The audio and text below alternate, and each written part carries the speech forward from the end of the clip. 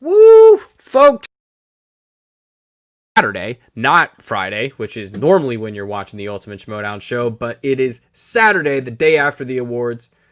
Welcome in to the Ultimate Schmodown show. Feels like it's been forever. Anytime it's been longer than 7 days, I feel like I haven't talked Schmodown in a year. But I'm happy to be here, and this is kind of a swan song. This is the last episode of the Ultimate Schmodown show on this YouTube channel. Joining me for this tiny violin moment are Boggs and Soul. This is not an episode of We Have the High Ground on the Pop Culture Universe channel. But Boggs, how's it going, dude? Yeah, man, it's very good. Obviously, watched the awards yesterday. We've got some rookies on today to talk about, the upcoming season potentially. And yeah, excited to move over to the Pop Culture Universe. That's in effect like our main channel now. So yeah, if you haven't already, subscribe over there. Got a lot of stuff going on, reactions, reviews, all that good stuff. So, and I just want to say thoughts and prayers go out to John as well. He's not dead or ill, he's just at work. So yeah. Damn! I forgot to mention that. Dude, I didn't know because I was late for the pre-production meeting. I didn't know if I missed something, and then you guys forgot to tell me something about John. I was like, oh God, I forgot. I'm a terrible person. You can't tell him these things in these COVID times. He's going to worry too much. Oh my God. But that right there is Soul, the newest host of the Ultimate Schmodown show, joining us again. Welcome back. How you doing? Hello. Helping you guys with the U-Haul to take you over to the Pop Culture Universe YouTube channel. Exactly. Here to help We need some help with the couch, though. Can you help us with the couch? We got to bring it down a couple stories. I can supervise. Okay. Cool. Just hold the clipboard. Yeah. Make sure everything's good. Yep. Squaring it off. We're good to go. Make sure the mics are good, too. I think the mics are fine. Mics are good. Folks, it was an award show last night. Bust out the red carpet. Bust out all the dresses, the glitz, and the glamour. Mark Ellis busted out his finest threads and came in looking good. Boggs, what'd you think about my man's monologue? It seemed very poignant. Everything was pretty. If you're not up to date, like the Army Hammer thing, kind of went over a couple people's heads. But other than that, I think he killed it. The fake laughs. Yeah, no, I didn't mind it. It's he's doing his kind of comedy stand-up gig thing.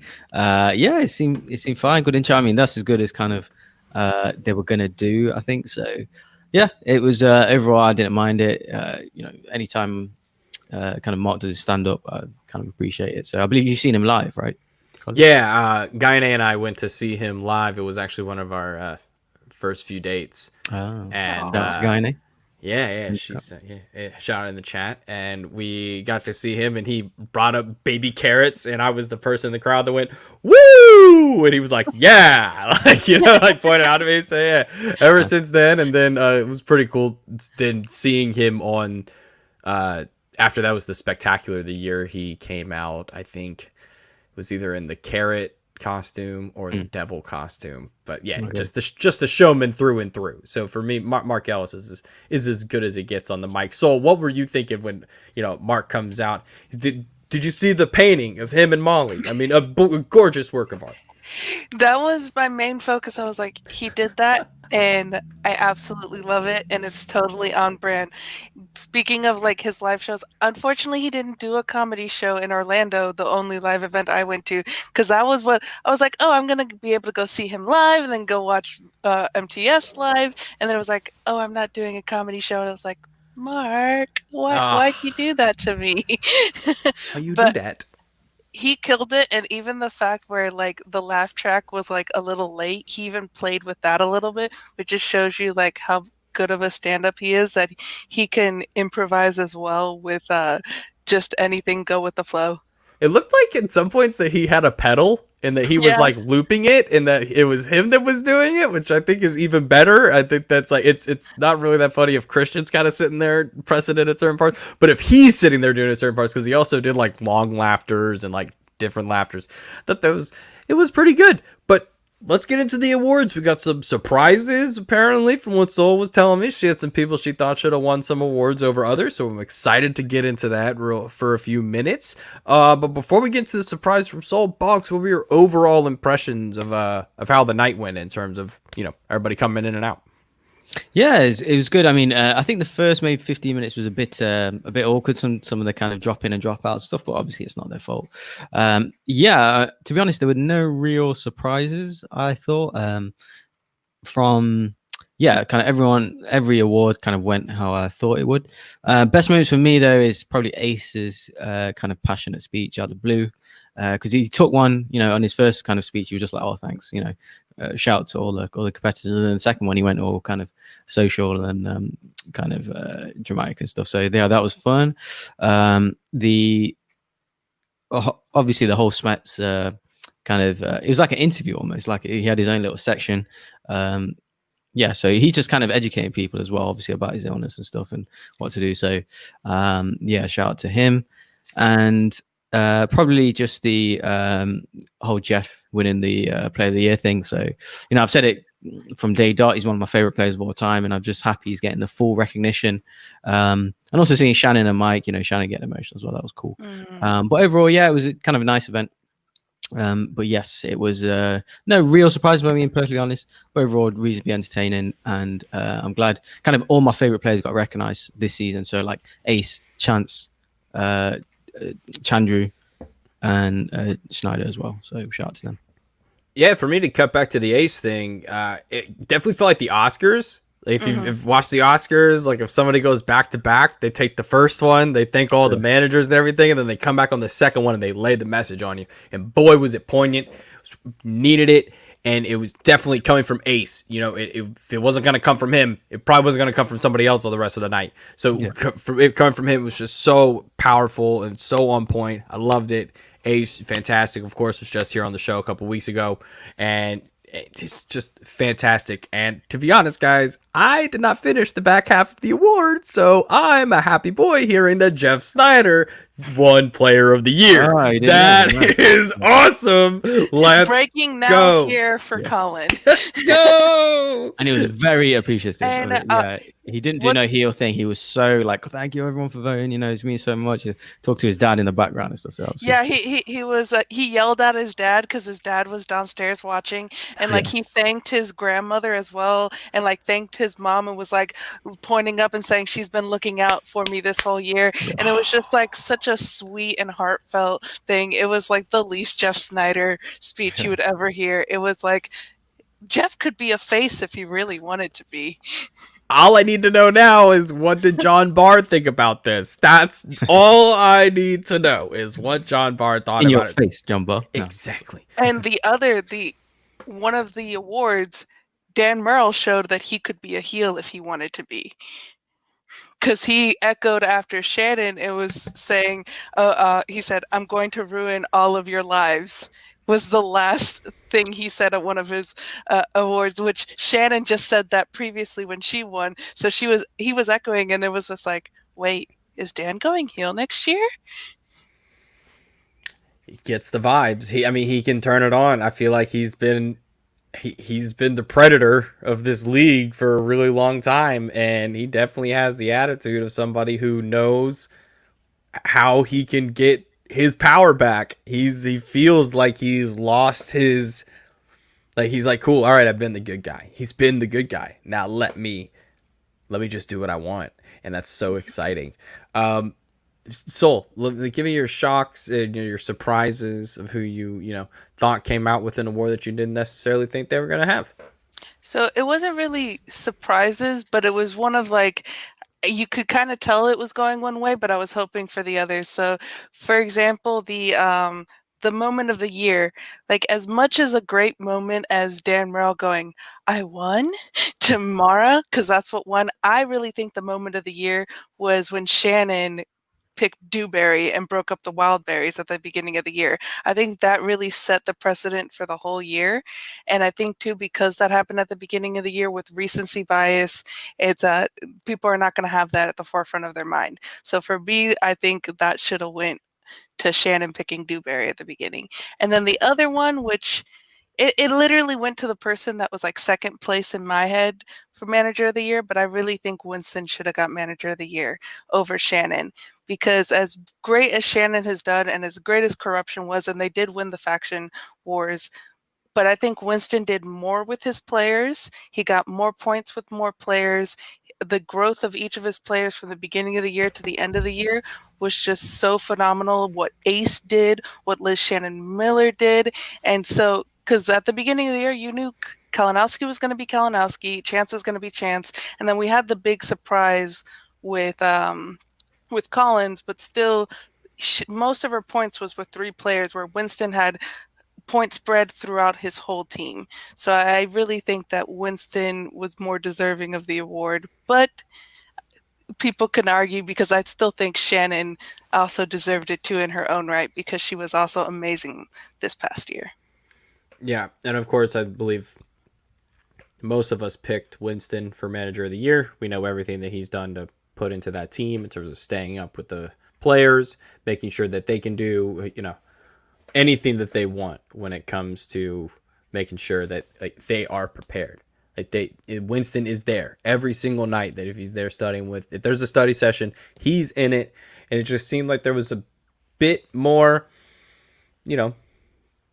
fucks given from him in terms of player coaching. He was there setting up, like you said, the way his players leveled up from the beginning of the year to how they were playing at the end of the season was fantastic. But at the same time, arguing for Shannon is easy because she did a fantastic job picking up Marisol, picking up Collins. That's all coaching, right? Mm-hmm. Those weren't people that were put on her team by Christian. She picked them up. So it's an interesting dichotomy between the two drastically different styles, but one victor. And unfortunately for Winston, it was Shannon. Boggs, what are your thoughts on this?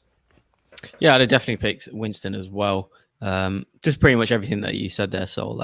He kind of got more from lesser players at the start of the season, so they've all kind of each improved throughout the season. And obviously, we knew Chance and Mike are basically gangsters in this road, basically. So they're as in their top players. Obviously, Collins came in strong. We knew Laura Kelly was strong. Marisol came in strong as well. But the whole of Swag were collecting points. Obviously, Ace done his thing. Chandru going 3-0 against 3 good players. And he said in the awards thing, he hasn't had to answer a 5-pointer as well against Smets, Chance, and Brandon Hanna. Not bad. And obviously, final exam and Liz and. Yeah, so I'd have personally given it Winston. Plus, they won the title. They won Heel Team of the Year. They won kind of a lot of awards. They won the Best Faction, I think, as well. So I would have given that to the brother. Just give him one award at least. But yeah, he was. I'd have voted for Winston. Yeah. Let's see. Nope, not muted. Awesome. So, anything else, Sol, when it comes to the awards? When it comes to what was your what was one you were so sure about, but you either didn't go through? Aside from Winston, was there anything else that really jumped out? Everything pretty much went the way that you thought it was. I was really hoping for Jeff Snyder, and when he won Player of the Year, I was like, okay, thank God. Because I was like, it could have gone to Collins. It could have gone to literally any of the other nominees, and I think Jeff was the most deserving of it. And then just seeing him and Roxy, I think him and Roxy, and even throwing Mark there, is the best trio together. And I think Roxy should always be Jeff's manager. I don't think he has ever had a better manager than Roxy. Yeah, that's definitely one of the oldest schmoes links we have. Dan and John Roca is probably the second, right? The tie to the old days, the olden times of the game. Everything else is pretty new. It's everybody's scattered all over the place. So aside from that, the awards, it was done pretty well for giving, I love the bit at the beginning with the Comedy Store. That was fantastic with the piano playing. That was a nice bit. I love that. I think he passed away this week. I think that's why they done it. Yeah. The piano player. I forgot his name, sorry, but yeah, shout outs to that. It's to him, and that was just so nice to have a nice little a little thing beforehand, and for them not to be there I know that's Mark's home, so I know he was doing his best to feel like he was, even though he was at home. Sorry, didn't mean to. So we've made it to the end of the awards. I don't any other. I don't know what else there is to say. I'm trying to wrap it up with like a nice little bow. But did you make it to Mike slapping his ass multiple times? That was funny. Yeah, just Mike was just trolling a bit. He went from complete troll to then comforting Shannon while she was crying during winning one of her awards. And I was like, the dichotomy of Mike, and that's why he's just so perfect. yeah, it was fun. It was definitely fun. It's and yeah, again, shout out to Smets, getting telling us giving us an update really on his situation and yeah, giving respects to Chandra as well as a Cham and all that. So yes, definitely. And I loved kind of everyone's acceptance speech. They kind of broke character. They're getting emotional, except for Chandra. Chandra just stayed as the heel and gave a smack talk. So I love that. Yeah. I mean, how do you win heel of the year and then break? Like, you can't win heel of the year and break. Like, that would Christian would have popped up on Kevin. No, stop it. Stop it. You automatically lose now. Going to the second place person. Yeah. Exactly. Ridiculous. Well, I mean, do we move other than Smets thing was fantastic. I was bawling my eyes out. Should go without saying. We were lucky enough to be part of the Smash-a-thon, and that, like, just to double up on that, and for him, he's just he's the man. It's been a tough year. Got a lot in Smash cancer. Yes, smash up that cancer. So, folks, there was also a match that came on yesterday, The Flirtenflaus versus Kevin Smith. We're not really going to talk about it today. It's normally the episode that we'll talk about. It lines up so that we usually talk about the match that came out. But we got a couple rookies in the house. And we're lucky enough to... Boggs has been our little PR man over there behind the scenes, working the phones. Tell me the secrets. Oh, look, man, I got to give you props. You can't just come on, blow it smoke. No, come on, it's all good. You're working them thumbs. Sorry, no, working them thumbs. I'm in the middle of this bromance here. It is. It's nice. It's nice. I spend more time on the internet with Boggs than any other human being, so it's bound to come out. But we are lucky enough to be joined by Jesse Sweeps Swift and David Campbell, two new rookies coming into the league. Let's bring them on, folks, and let's get to know. Okay. Yeah, let's get to come on. Let's get to know these rookies. It's gonna be fun. So let's bring on Jesse Sweep Swift and David Campbell. How's it going, guys? Welcome to the show, buddy. It's good to see everyone here. Thank you very much for having us on. Looking forward to getting into it with all of you guys tonight. Oh, this is fantastic. Boggs, somebody from your closer neck of the woods. I know we got a Scottish fellow over here. We're going against our Englishmen. This is going to be a nice bit of fun. Well, we've got it's good to, obviously, me and David have been speaking all week, and he's looking sharp with that Rangers. Oh, is it Celtic? Sorry. It's Celtic. And you just made a mistake there. Exactly. No, wait, are you from Glasgow? Yeah, just outside Glasgow, mate. Okay, right. I thought you. Well, you just answered one of my questions because I was going to go Rangers or Celtics. So there you go. I'm repping it today. Listen, this is an old kit because the team now not doing so good. Changes are needed at Celtic Park, so I'm living in the glory days with this old kit tonight. I don't know what that is. Is that tennis? Oh my god! It's football, sir, and real football at that. It's only the national sport in Scotland. The one where we actually use our feet the entire time. Football. Something like that. Well, that sweeps Mr. Jesse Swift over there. How's it going, man? Welcome to the show. Good day, everyone. I don't have an exciting accent to throw at anybody, but hopefully a personality that can keep up to task. As long as you don't try the Scottish accent again like you did in your promo, mate. The promo was good. The accent. Oh, jeez. Oh. Hey, wow. I had to have some kind of inciting incident for us to wage war in the coming months. I love it. This is going to be exciting. Well, guys, first off, tell me your Schmodown story. So, Sweeps, we'll start with you, man. Give us your Schmodown story. How'd you get into this? Oh, how did me and the Schmoes get to know each other? Indeed. Yes. I like that. I'm sorry, my cat is doing some weird stuff over here. So it started out, I think me and David actually have a similar startup to our story, and then it varies after that. Started watching Schmodown around the time of watching AMC Movie Talk with John Campea and stuff like that. I believe specifically, not to steal your thunder, but I think David started watching with Dan Murrell and John Campea. Is that right? Absolutely. And I attached myself immediately to the Inner Geekdom stuff the second that started popping up, and then I watched the other ones kind of as they came, but really gravitated to seeing all the Kalinowski and Rachel Cushing matches and stuff like that, and I just played along and kept track, and I was like, you know what? If there was ever an opportunity that I could get on here, easy belt. Oh, and I just want to say, because I was listening to you guys here for a couple minutes and we were talking about how everyone broke character except for Chandru, you got to wonder if there's one person that's not breaking character. Maybe it's not that much of a character. Listen, you're walking on dangerous grounds here. Chandru is a big friend of the show. He's been on numerous times. We're a big support of Chandru over here. So watch your mouth, son. No. Sweeps is playing a hard game here. Go after the champ, man. Why not? Go after the champ. Yeah, he's going after the big man.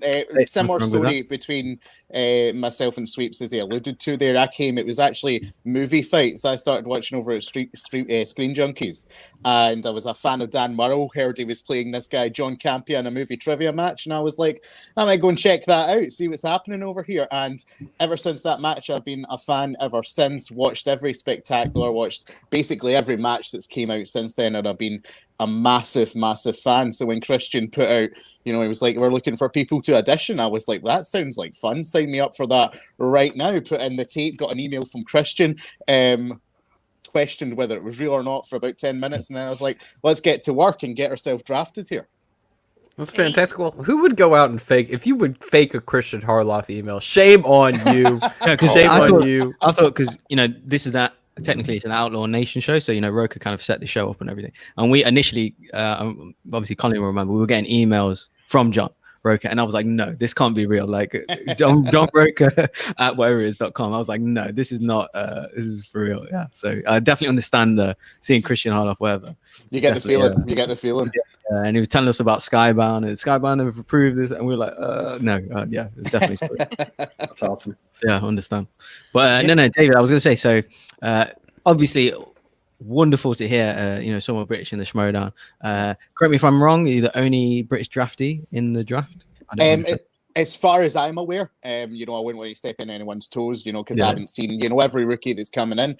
But I haven't heard any other rookies around the block. There's Aussies from us, our neck in the woods. It's not the same thing, they're like a distant. That's where they sent their prisoners. Yeah, we send the prisoners over there. They're a distant cousin that we barely ever speak to, but it's not the same thing. We love our Australian fans here on the Ultimate Schmodown show. Not to belittle, we love them. We love them.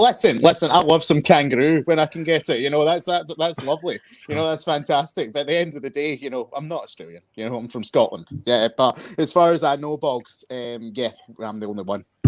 Yeah, so I see you obviously doing the rounds as well, jumping on shows at 3-4 in the morning our time, because I work from home, and then I watch a lot of the streaming stuff when I'm working, so in the background, and then I see kind of a show's finished and you're on it, and it finished like 3 hours ago, and it's like 9 in the morning. I'm doing the math. I'm like, no, is he gone live at 4 a.m.? Like, I'm just saying that shows the dedication you're already putting in at the draft stage.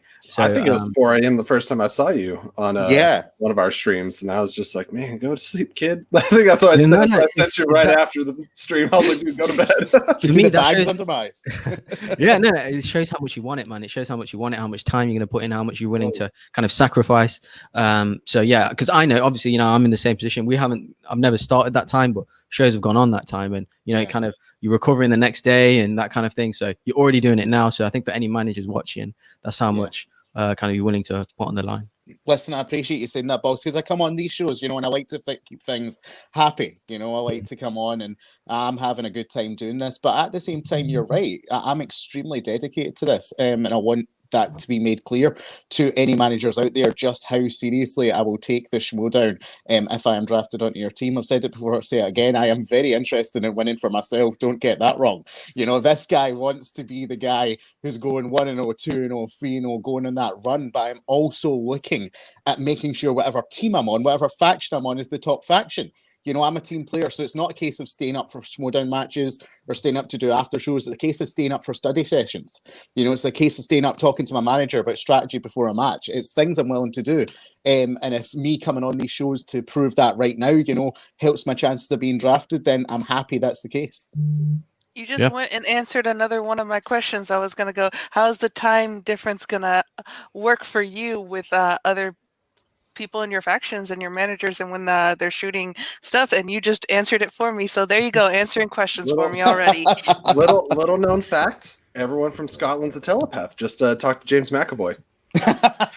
Yeah, what's gonna be the next joke? Give us your best freedom, shout. Impression. Even. No, but like that's the way I see it from our perspective, David, is that if the Shredder is a lifestyle. Basically, in terms of matching the different time zones, Pacific, Eastern, whatever. Like you're saying, study sessions, like you're saying, matches, filming, after shows. It's a whole lifestyle, and I just love that you're putting yourself out there to show the dedication, and show that obviously you're a fan, and you know about your factions, but you're not just coming to do this for fun, or you're willing to kind of put it all on the line. So I love that. Thank you very much for that, man. And listen, it comes down to the fact, I was one of how many people that auditioned to get in the draft. And I count my lucky stars for that. When I was in the draft, no one knew who I was. I'm not a guy who's on Cobra Kai, kicking kids around as a security guard. I'm not the guy. Sorry, what? I'm not the guy who's, engaged in the fan community. No one knew who I was coming into this. So I knew to an extent I just had to say screw it, and try and put myself out there and try and get myself noticed by managers and make sure that managers know what I'm all about. And like you say, thank you very much for that compliment, but it is something that I was always going to do to try and give myself the best shot possible, and it's something I'll continue to do right up until draft day. No, it's great, man. I just got to give my British man a shout. He's the only one, so I'm hoping you get drafted. Thank you. You're stuck with me. You're stuck with me. You don't have anyone else to get the house. So. Yeah, a little bit.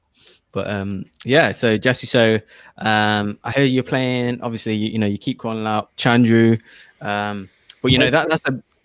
Sorry.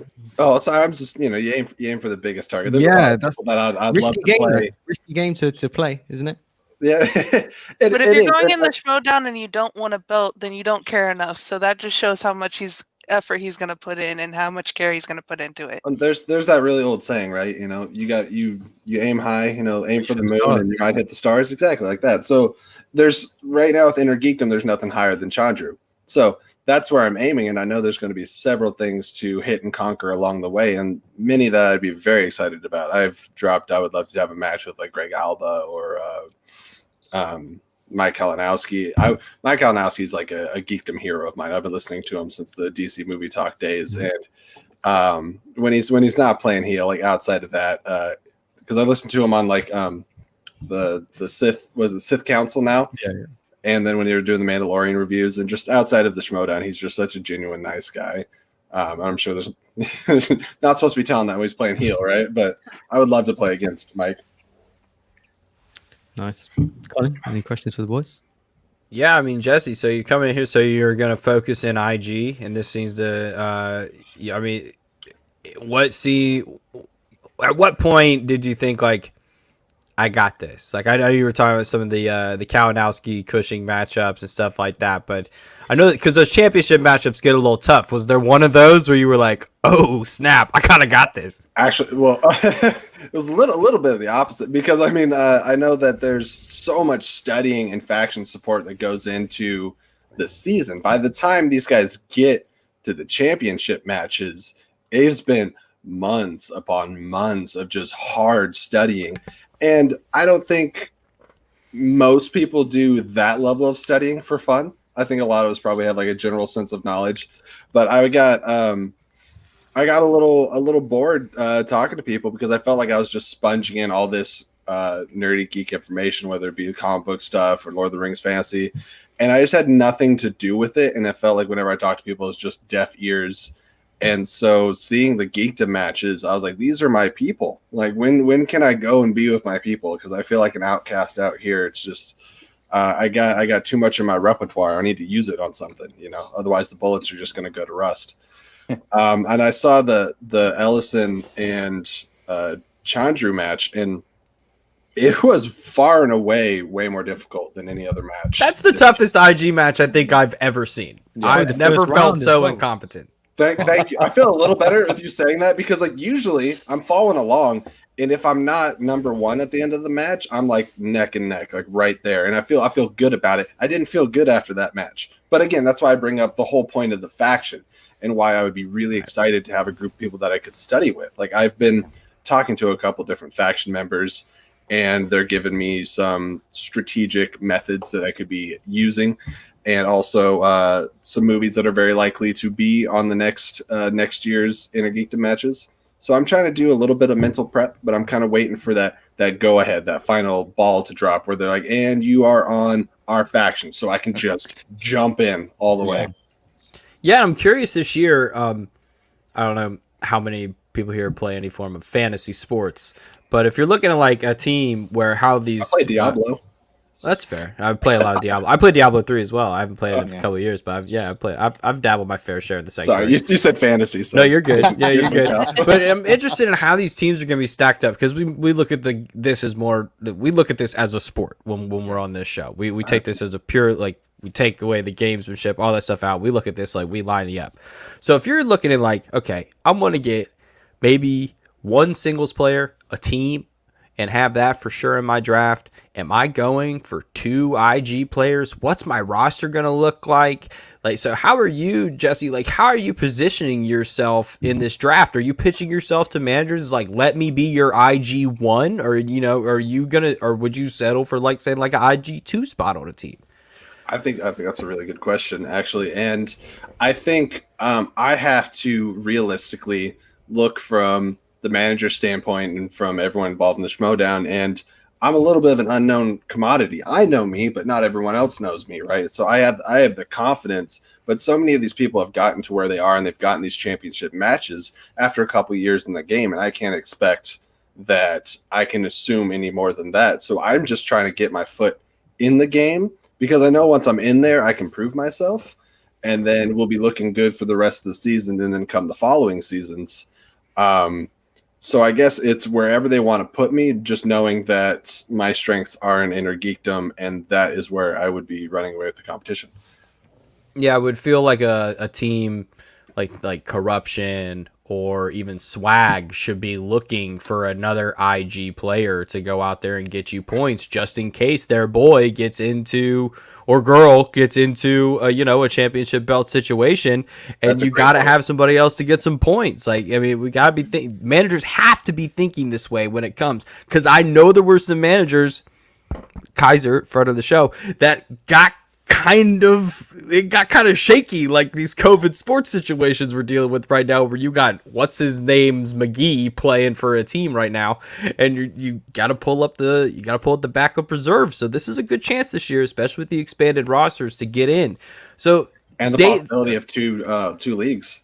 Oh, exactly. And yeah, this is going to be a huge chance for expansion. David, how are you pitching yourself to managers? You got your foot in the door. Yeah. Managers are listening right now. Like, how are you getting yourself out to these people? Yeah, well, the managers I've spoke to, first of all, if I'm just making sure that, we have a vibe with each other, because I think with a manager and a player, there's no point in working together, if you can't get along, if you can't find that common connection. So there have been discussions that have been had. Apart from that, I've said the same thing to them that I've been saying till I'm blue in the face in these after shows, that they won't get someone who works harder than me on their team, not only for myself, but for the rest of the faction as a whole.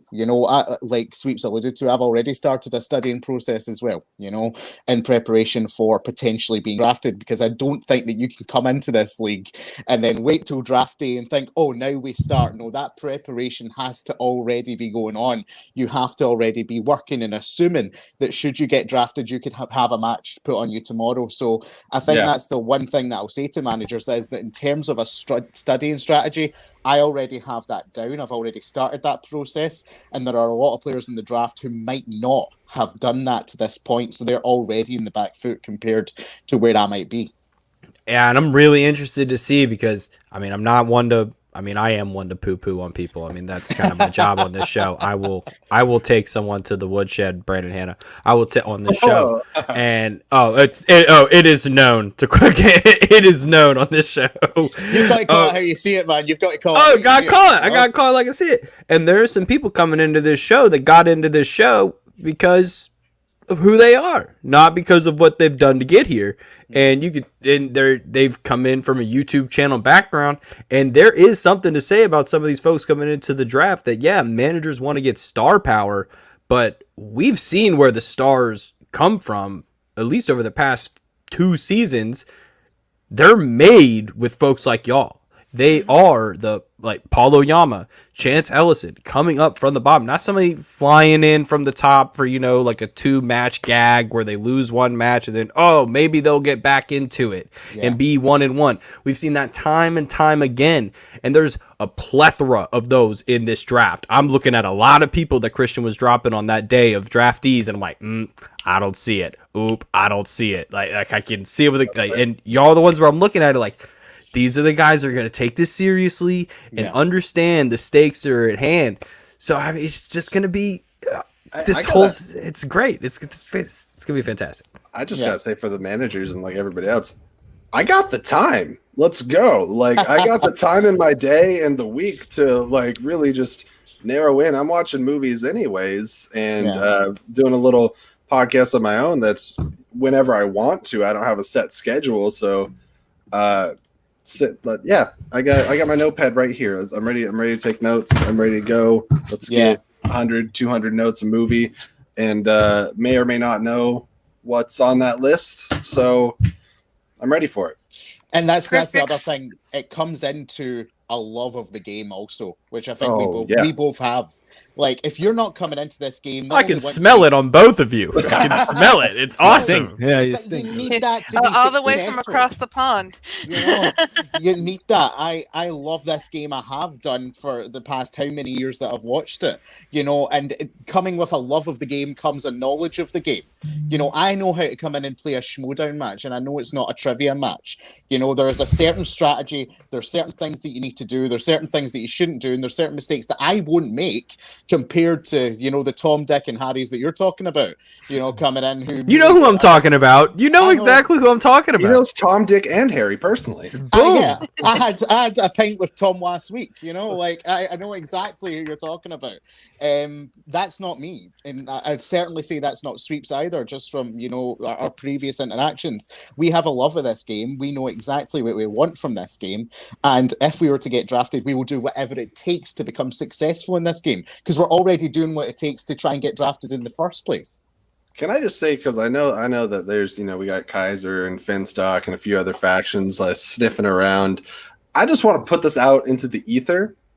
If you get us on the same faction, David's one of the only guys that I've had an instant gravitational pull towards, and I think that hopefully I'm not speaking for him and not just myself, but I think we got a little bit of a pull for each other. That didn't come out sounding right, but don't put labels in our relationship, Sweeps. Don't put labels on it. I'm sorry, Soupy, but I think that we could together have a really great study strategy and kind of build off, help each other study just in different leagues. Or you know what? I do watch all movies, okay? I've seen the singles division, so I'm a little intimidated by some of it. But I bet if you put me and him, and we could tackle the whole plethora of the movie landscape, and I think that'd be a lot of fun. So I'm just throwing that into the ether in case anybody's interested in picking up. And two of you be a teams? Would you guys like to be a team together in the teams division? We could, but I think what Suits is saying as well, even if we didn't end up in the same faction, you're looking at two people who will be able to get on with anyone in the group or have a working relationship with everyone in the group. We've been on 2 shows together at this point and already have this dynamic. We're both very personable people, and that's something else that we would bring to our squad, is that ability, to get on with everyone in the faction, bring the faction and bring a sense of togetherness to it, which a lot of factions did well last season from what I've seen on screen, and some of them maybe could do with trying to build that up into more of an identity for it, so that is something else that we can bring to the table with regards to that. Yeah, because it's not about the 10 individuals, it's about the faction as a whole. But yes, how points can the individuals score? Yeah, but really you don't come out on top unless you're all working together. It can't be all just about you. Yeah. Absolutely. And David, actually, you got somebody shouting you out in the comments here. Peggy Gubbins coming in saying, "You say that now, David. Easy to say from someone who has no game tape." Well, listen. Well, that's Ooh. the thing, Peggy. I've said it before in every show. If you have too much game tape, I'm going to take it. Put it on their mouths and shut them up with it. Like honestly, I don't have game tape. That just means you don't know what I might be bad at. I know that I can improve on it before I get in a match. Managers who I've spoken to are able to test my ability. The game tape is nothing. The game tape just means that you don't know what you're coming up against when it comes to me, and I'd rather that. I would rather that. Do you see this smile? Does this look like the smile of someone who is worried about you? No, because I'm not worried for anyone. Christian lines me up an opponent, I will knock them down, and I'll continue to do that throughout my run. So Peggy can say what she likes about game tape, but I know my ability, and I'm not concerned whatsoever that other people don't know what I can do, because they'll find out soon enough. Boggs, you like that fire? Yeah, especially Peggy's coming on the show later, so yeah. So, yeah, really good. Love the passion there. But I think Colin made a great point there, Jesse. That you may obviously we don't know how many in a Geekdom tournaments there will be, for example. But let's say, for argument's sake, Swag draft you. Obviously they've got they've got the champ in Chandru. Let's say they want to play a Yama. Let's say they also draft you. It may even be a case that hopefully not, but it may be a case that potentially you may not even play this season. You may just remain in the faction, just maybe helping people out, in effect like a sparring partner. So even from a manager's perspective, that might be a positive. Someone to be there to push people. Call it the practice squad, Boggs. Yeah, the practice squad. Unless obviously they do like a minor league. So I know that doesn't sound amazingly appealing, to not play, but to kind of be up for fuck that 2-way contract. We want a 10-day. Yeah, but to be there available, like you're saying, I think it's a positive. Yeah. I think it's a positive. Yeah, I got it. I love how thought out your questions are, and how you really find ways to find into like certain situations. And I would say yes, 100%, because having me in the faction, no matter what role, it will not take long for you to really quickly pick up on my value in the faction and in the Schmodown. So I think even if people are using me as a study buddy, pretty quick they're going to be like, oh, wow, he knows a lot of stuff like offhand. Yeah. It's like, oh, how much studying have you done this week? Oh, about this much. Oh, this is just front of your brain. Yeah, absolutely, 100%. So, and then maybe they could change, halfway through and be like, no, we need to get this guy on a match. We need to get him scoring some points for us. Or maybe they just save me for next year. Either way, it would be a genuine pleasure. Great experience, isn't it? Yeah. So David, a question for you. So, yeah, let's say you get drafted, you probably, in terms of playing in a tournament, you probably will play a play-in match. Okay, so that play-in match may be against a fellow rookie, someone who's maybe 0-1, maybe 0-2, 0-3. Let's say you get that win. Okay, so that win will. Therefore, you'll go into a tournament, you'll go into a seeding, right? So that seeding, you may play against someone who's seeded 1, 2, 3. So you may play against someone like potentially like an Ethan Owen or like a Ben Bateman or Roker, someone like that. Or Dan Merle. Yeah. He doesn't have the belt right now. True, yeah. Well, he's playing against Jeff, isn't he? So I didn't kind of include it. Maybe later in the season. Who knows?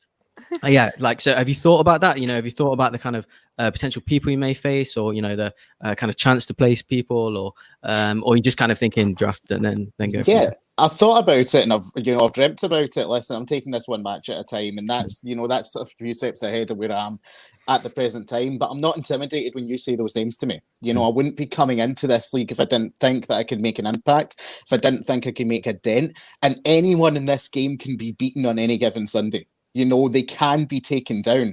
And it comes down to the fact that a lot of the names you've said there, they've been in this league for a long time.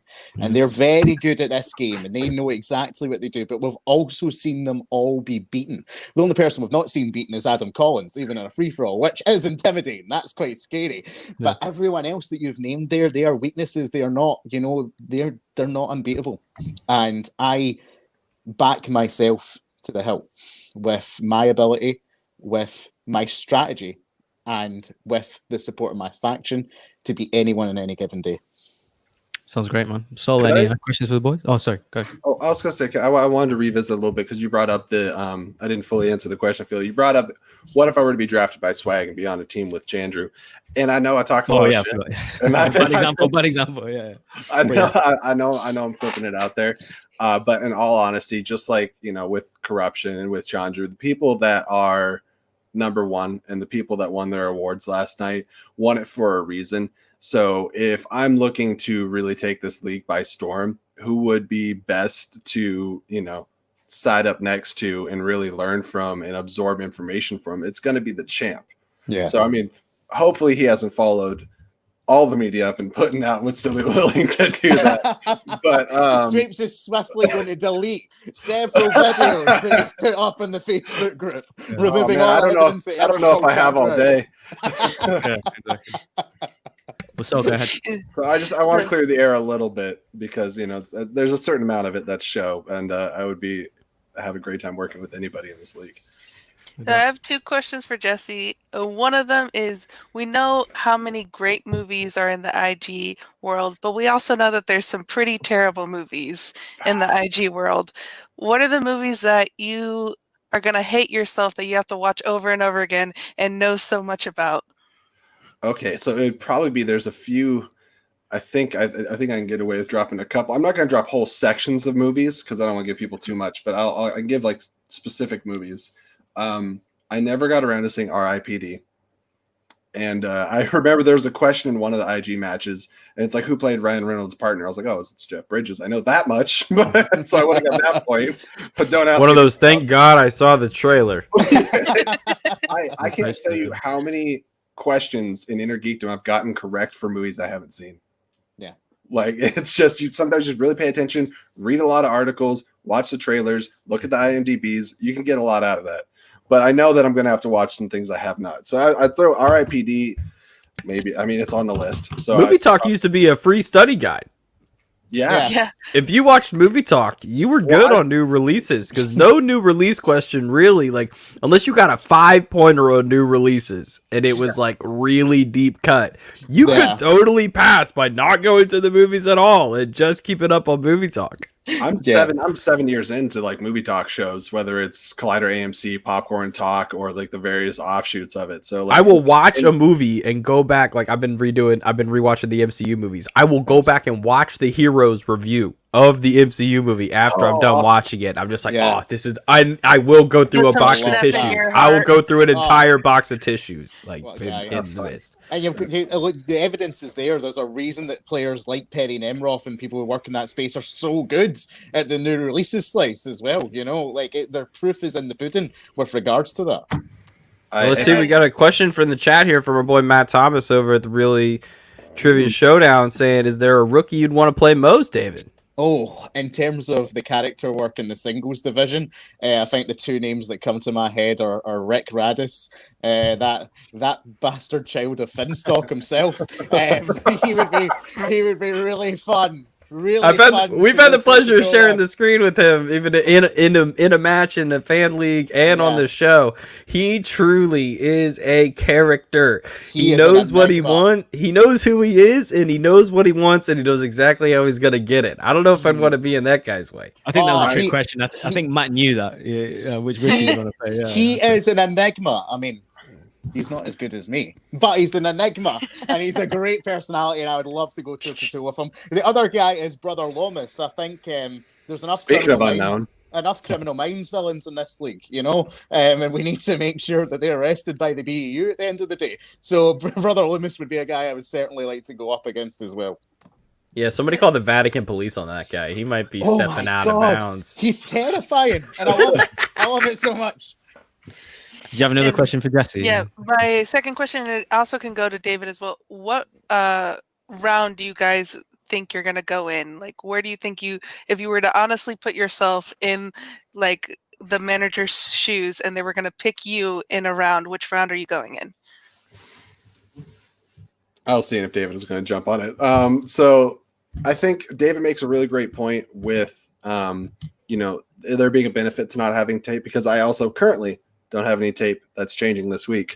But I think that there's a lot of people out there that do have tape and have a lot of podcast appearances. So I'm working on that as much as I can. And I think that there's a little bit of a disadvantage to me being completely unknown. My channel's small enough that there's not really anybody in the Schmodown League that has seen it.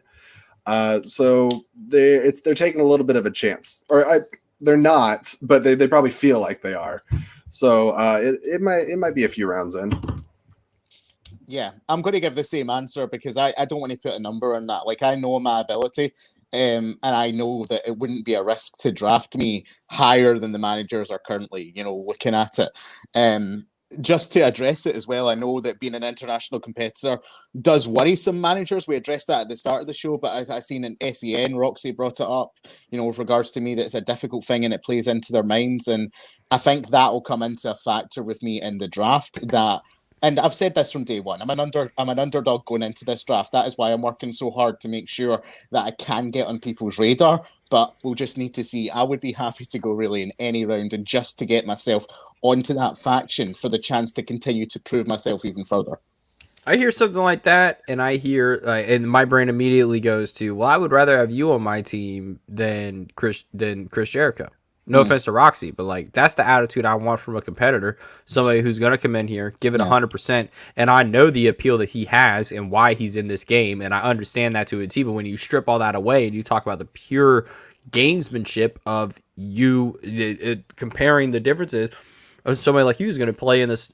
So you're going to play in the singles division and just that to me is just huge. I could. Do you want the clout or do you want the points? Exactly. Yeah. That's what managers are gonna have to get down to in this league. Is this league will create its stars on its own. You do not have to go out and get stars for this league. This league has done it time and time again. Yeah, who knew Autumn Collins before last year? No one. Well, boys, no one. Chris you guys, a goal, though. I love Chris Jericho, but I would also beat Chris Jericho. So yes, I wasn't going to say it. Thank God you said it. I'm going to say I would beat Chris Jericho in singles. I would say I would beat Chris. I would beat Jericho. An I am Spartacus situation when it comes to beating Chris Jericho. It was like Rudy. We all come in later. I will beat Chris Jericho. No, it's like that mean Cena wins, except it's Jericho loses. Like he's 0-2 at this point. Come on. Well, boys, talking about game tape. Right. So obviously on other shows you've been you've been cutting promos, you've been, telling us about your aspirations, about your goals, things like that. So we prepared a few questions if you guys want to play. If you guys want to step up. If you guys want to step up, let's get Boggs, thank you for taking that T-ball that I laid up for you to just. So, well, they are 1 and 2 pointers. They're not 5 pointers. So we're not out here to kill anyone. But we've got 5 singles questions. We've got 5 inner geekdom questions. Should we lay it down? Should we see what we've got? Okay. A little split. We're gonna do Jesse versus. Or I was going to suggest we could work as a team for all of them if you wanted to show off the team dynamic. Listen, we're born to do this. Okay, let's play. Are you guys wanting to do all of them? Okay, so let's do. Should we do 5 singles questions first? Right? Okay, we'll do the 5. We'll all just play, right? Are you okay to host? Sol? Yeah, you got a timer and everything. I will get the timer right now. Okay. Let me. Gang. So we'll do one. Everyone just play single. So it's the Ultimate Schmodown Championship. One of my qualms with this entire production since the beginning. It came out around the time that At Midnight was really hot, and Chris Hardwick used to say you were the champion of the internet for the next 23 and a half hours, and I wish that Christian would say the Inner Geekdom Schmodown champion of the internet as opposed to of the world. Sometimes I'm just is it? Well, I think David's trying to make that of the world mean something. So congratulations to that. That would be lit. That you would truly take it global. I guess Chandru kind of did. Chandru kind of took it. IG kind of took it global. Well, fair enough. Okay, so we're gonna go singles first. Yeah. So, in the category of movie taglines, what 1987 movie has the tagline "Scaling the Cliffs of Insanity, Battling Rodents of Unusual Size, Facing Torture in the Pit of Despair, True Love has Never Been a Snap"? Wow. I was wearing a shirt of this movie yesterday. Okay. 5, 4, 3, 2, 1. Colin. Oh. This is why I host the shows. And then Bugs. Do you got it, Yeah, I didn't have it. No, I said cliffhanger. David? No, I said never ending story, but that's wrong. I knew that. Nope. Was And then Jesse. Good luck storming the castle. wrong. Oh, Softball from Peggy. Peggy and the Jazz hands softball. All right, fun league. Okay. Unfortunately, I'm definitely cleaning this off with my fingers. Well, at least you have a whiteboard, unlike some competitors in this league. Listen, I tried to go and buy one the other day and couldn't find it, so I was like, "Oh, geez, oh." I'll be Okay. honest. You said 1987, and I went and then started saying the tagline. I was like, all right. Okay. YA adaptations is the next category. Thank Okay. God. What Native American tribe is Jacob Black from in the Twilight fuck. series? Oh, fuck off. Bleep. I could tell you anything else about those movies. I could literally tell you 5, anything else. 4, What else 3. do you want to know? 2, 1. What do you got, Bugs? No, I got nothing. David. No. I have seen Twilight once. That'll be a blank space that I'll need to cover. Jesse. The Southpaw tribe. No. And then obviously you don't have it, do you, Colin? Quileute. No, what is it? Quileute. The Quilly! Damn it! No! Tough questions, man. He's very rare these questions. I know you did. That's a made-up word. Okay. All words are made up. Thank you. Okay. Question number 3 in the category of sports movies. What is the name of the high school in Remember the Titans? Get the fuck out! What? This is in my home state, and I don't even know the name of this. I thought these were 1 or 2 pointers. These are 1 or 2 pointers. Five. Bob said 1 or 2 That- pointers. These are 5 pointers, soul. questions. That is 5 definitely point 5 points. questions. 4, 3, 2, 1. David. East Side High. Let's just East shout- Side! Let's just shout out High School Musical. Jesse. No, I drew a football. yeah. It's a good guess. I said South Colin. Carolina High School. I don't, Nope. Is it Gaffney? No, it's a T.C. Williams. TC will no. Oh man, I'm gonna be dragged through the South Carolina mud for that shit. Oh so my these god. are 5 point questions. So right here. you are Peggy knew not. it. Peggy knew it. Peggy. Oh, flexing, which is not even on yet. It's brilliant how Peggy knew that when she's not on screen. Yeah, When she true, can true, Google. true. Fantastic, True. Peggy. Okay. Next question in the category of Oscars. Oh, okay. It might be 19. Who won the Great. 1944 cinematography award for being in the crowd? Okay. What 2001 movie was nominated for original screenplay by Alfonso and Carlos Cuarón? Oh shit! I know this, but no, it's... Multiple choice. Yeah, can I get multiple choice? I didn't create a multiple choice.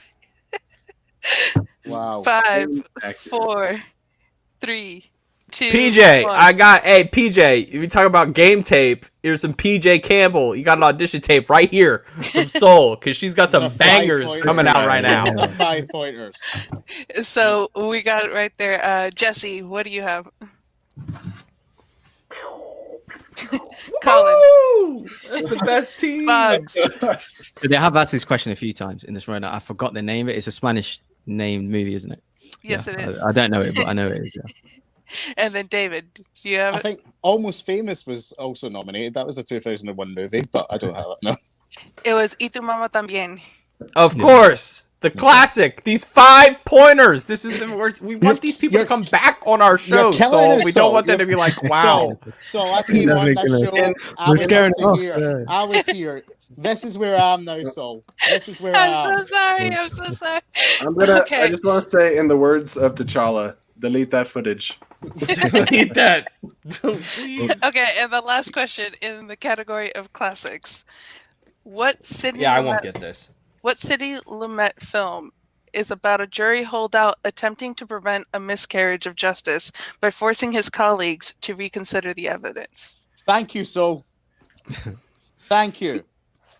I think it's a 1 pointer, to be fair. Yeah, this one. Yeah, this is a fair 1 This is point. why I This is the don't standard do. we were promised.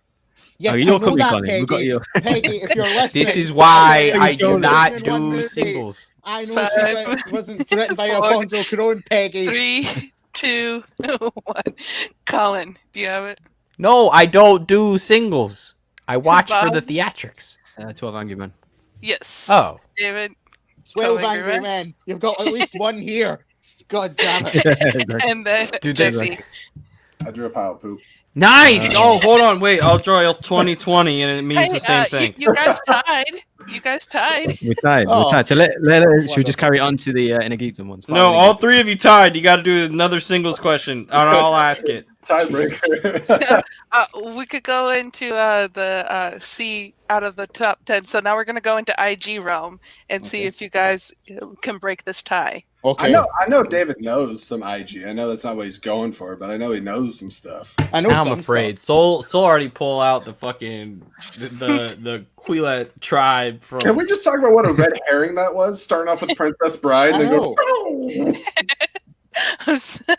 Okay, in the Cool. category. Yeah, that's what I'm saying, Matt. This girl. Okay, all right. Yeah, I hear you. I see you. I see you. We can have a conversation. Okay, so I'm going to say in the category Harry Potter because I'm not going to put those other movies. If I So get I'm not this wrong, saying I'm which gonna be one. dragged out of Okay. my room. Fantastic. Okay. My Okay. girlfriend will literally come in here and drag me out of here.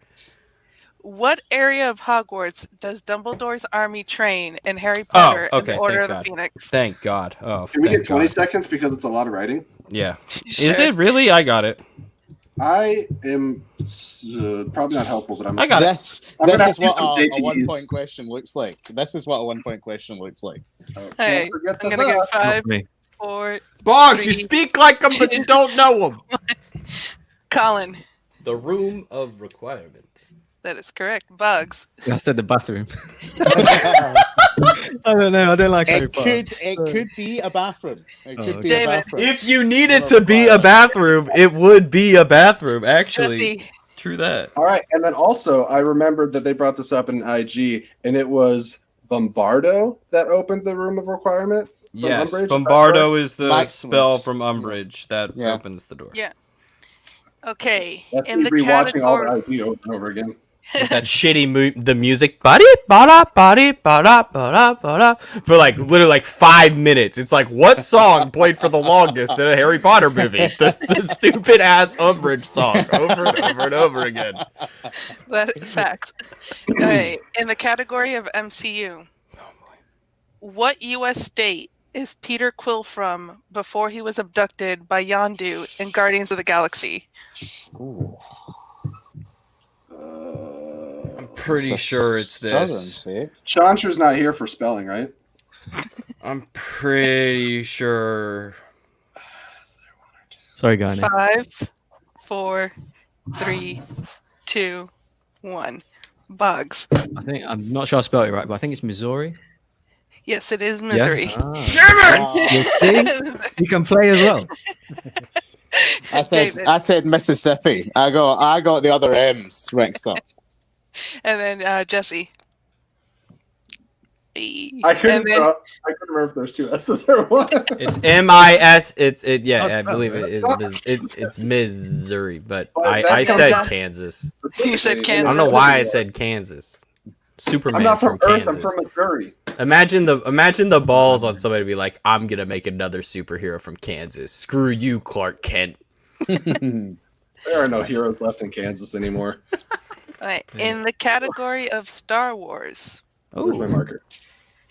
who voices the droid L337 in Solo: A Star Wars Story? Oh, what's her name? I like So, story behind this. I don't know if I'm giving David a hint, but David hosted a Star Wars charity match about a week ago, last Saturday, and I joined in. And this is the question I lost on. Well, it was like a bit of a reverse of this question, but Yeah. you know, I They forgot have her a name. They have a 5, similar name to somebody else, and 4, it upsets me 3, 'cause I 2. don't remember. 1. So David Phoebe Waller-Bridge. Yeah. and Jesse. That's the part I screwed up on. Ezra Bridger. Ezra Bridger. If I ever seen one, that is. Oh, where's Chanji? Colin. Get Chanji on the phone. Colin drew a blank. Colin's too excited for the Ravens game tonight. And But Bugs. I'll tell you right now, I'm never gonna forget that now. You're welcome. That's the thing. I'll remember there's no R. Please don't be a Star Trek question. Now in the category of world of Star Trek. DCEU, All right, let's go, baby. what 2016 DCEU movie won an Oscar for Best Achievement in Makeup and Hairstyling? I hate Oh this. man, I almost messed it up. I almost wrote the. That would be a good mistake. It's a mistake you can call out now as well. Yeah. Yeah. 5, That's true. It is 4. now. Yeah, that's my 3, favorite Schmodown thing. It's 2, like, is there a 1. the? Like, if you've been watching from the beginning of the Schmodown, you're like, oh, this is as petty as we're gonna get right now. Get the F out of here. You guys should go watch some season 1 and 2 matches that'll blow your mind. There's some irregularities all up in them bitches. Hey, What Jesse. is- Colin goes and then Boggs. Yeah, Suicide Squad. What are we? Some kind of Suicide Squad? And now in the category, sorry, Colin, of Star Trek. Ah! Well, we had a good run. It was not bad. Not too bad. I like Star Trek. Right. Oh, what's Who the question? plays Sulu in the 2009 Star Trek? Oh, what's that guy's name? Oh, I know that guy's Sure. name. I hope I got this right. I think this is his name. I hope it's his name. 5. I like I'm his other searching movies. for the answer. I 3, liked his other movies in 2. college. 1. Colin, Oh God, am I about to be murdered? that is correct. Yes. Boggs, I didn't have it. I had a different name. I said Jimmy Woo or something. I didn't know his name. Oh, David. Jimmy Woo! Shout out to Ven. Let's Don't go. even know that. I said James Chill. I should have asked for a repeat the question there. and then Jesse. Yes. So what question is this? What number? That was the 5th one. That Oh, was the it. fifth. So What that's- did I know? I'm on 4. So- I lost. I know. I'm the worst. I we- think Oh, do you have those questions still? Because I forgot to track what my point, how I did on that minus the R. okay. So the Harry Potter was the room of Room of requirements, requirement. Yep. and then MC was Missouri. Missouri. Yep. Then the Phoebe Waller-Bridge for Star Wars. Yep. Yep. Suicide Squad for DCEU. Oh, I got And 3. then John Cho for Star Trek. I got I just 3. want to say I missed a full round off of an R. Matt, thank you for saying that. I was hit with some real shifty questions for singles. Okay.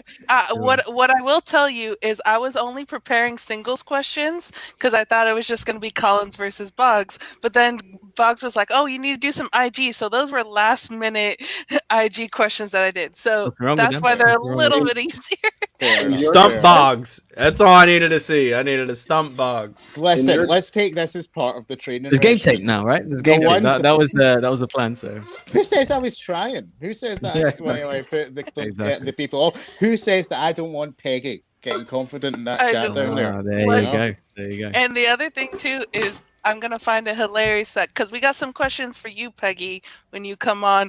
That if you know those Oh yeah, questions better, ask Peggy IG. Ask Peggy IG. That's what we want to see. Ask Peggy IG. Originally, I was ashamed of this, but now it just proclaims that I'm in the IG division, right? yeah. This green screen that I can't get to work. Exactly. Pretty much. Well, that was fun. Yeah, I had a blast. Thank you so much. yeah. Thank You you will. for destroying my confidence as we head into the next season. We need to get taken down a peg at one point, so that's fun. But Well, listen, Hey, you will when- never go into a match unstudied, right? So I'll give Yeah. you some slack there a little bit. well, that's the thing. Also, I've been myself doing round ones all week from old matches, getting 8, 7. And then we get hit with this. I was like, oh my god, this is what we needed. Reality check, people. We need to work. Yeah. That was the championship here match for. round. Is what that was. Yeah.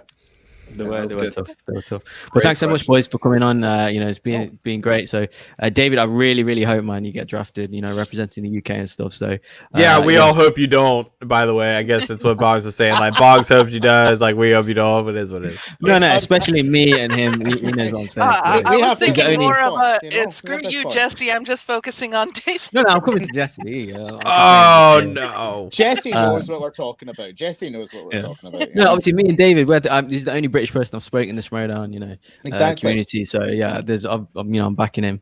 It's a connection. Hoping they gets it. Yeah, definitely.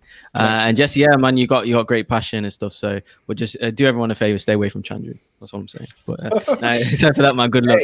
Paths may cross. Paths may cross. Well, you guys are welcome here anytime. Yeah. We're always here. Come on, talk about Schmoedown. We're live every Friday night. Hop on in the chat. We're here talking it up, and now you guys got some friends in us. So hang around you, guys. anytime. You guys are awesome. You guys are fantastic. We appreciate you guys coming on. You guys got this vibe that is exactly what the Schmoedown needs. Is people that hey, I can get this back from Peter Quill. He says, "What does it give us a chance to do? To give a shit." All right. Yeah. So you guys clearly give a shit, and I appreciate that. And it clearly shows. You guys were awesome sports. Thank you so much for hanging out. Sweeps, David Campbell, Jesse Say hi to Swift, Peggy Sweeps. for me. See you Yes. later. Anything All right, you want guys. to plug, boys? Quickly before you go, David, anything you want to plug? Yeah, well, find me at David Campbell Yeah, 55 the plugs, on obviously. Twitter.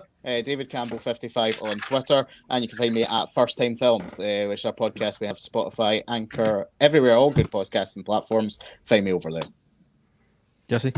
All right, so you can find me recently on Twitter at Jesse Swift, no space, of course, and then Instagram at nifty_swifty93.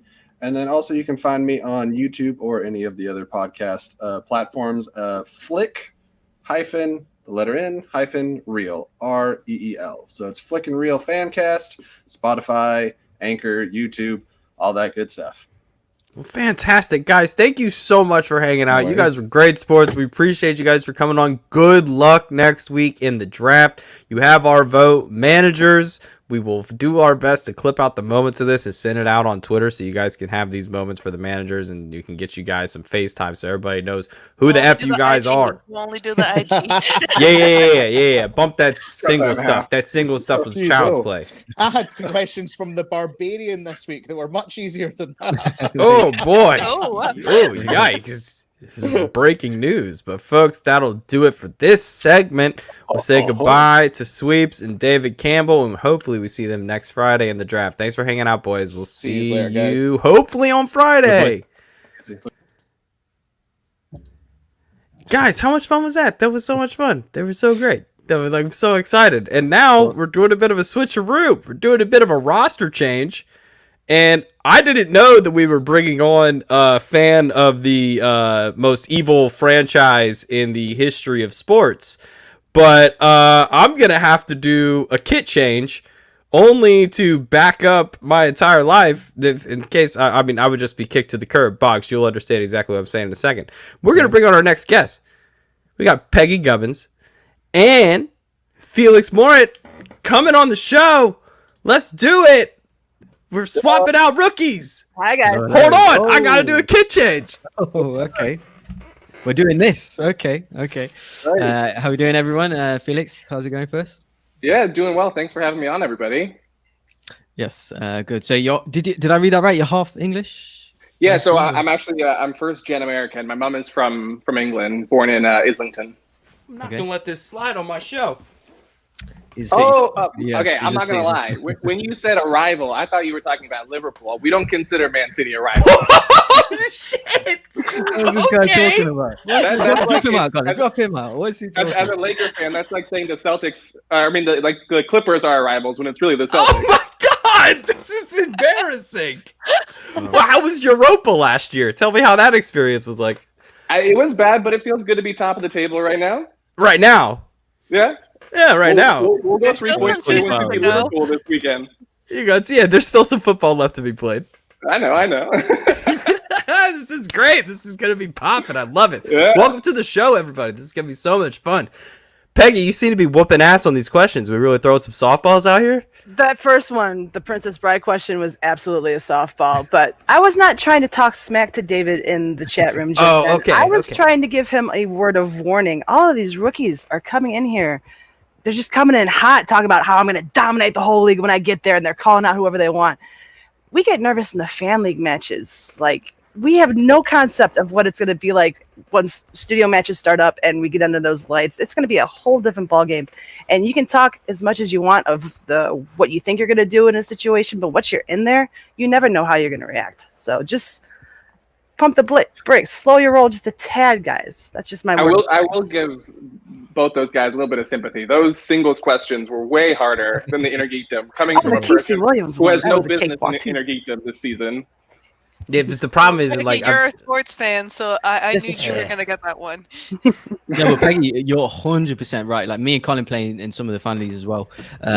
So like, and you just miss questions all the time. You know, people are talking during your thinking time. You know, you forget a name, you're under pressure, and that's just in the fan leagues. You're 100% right. I played in.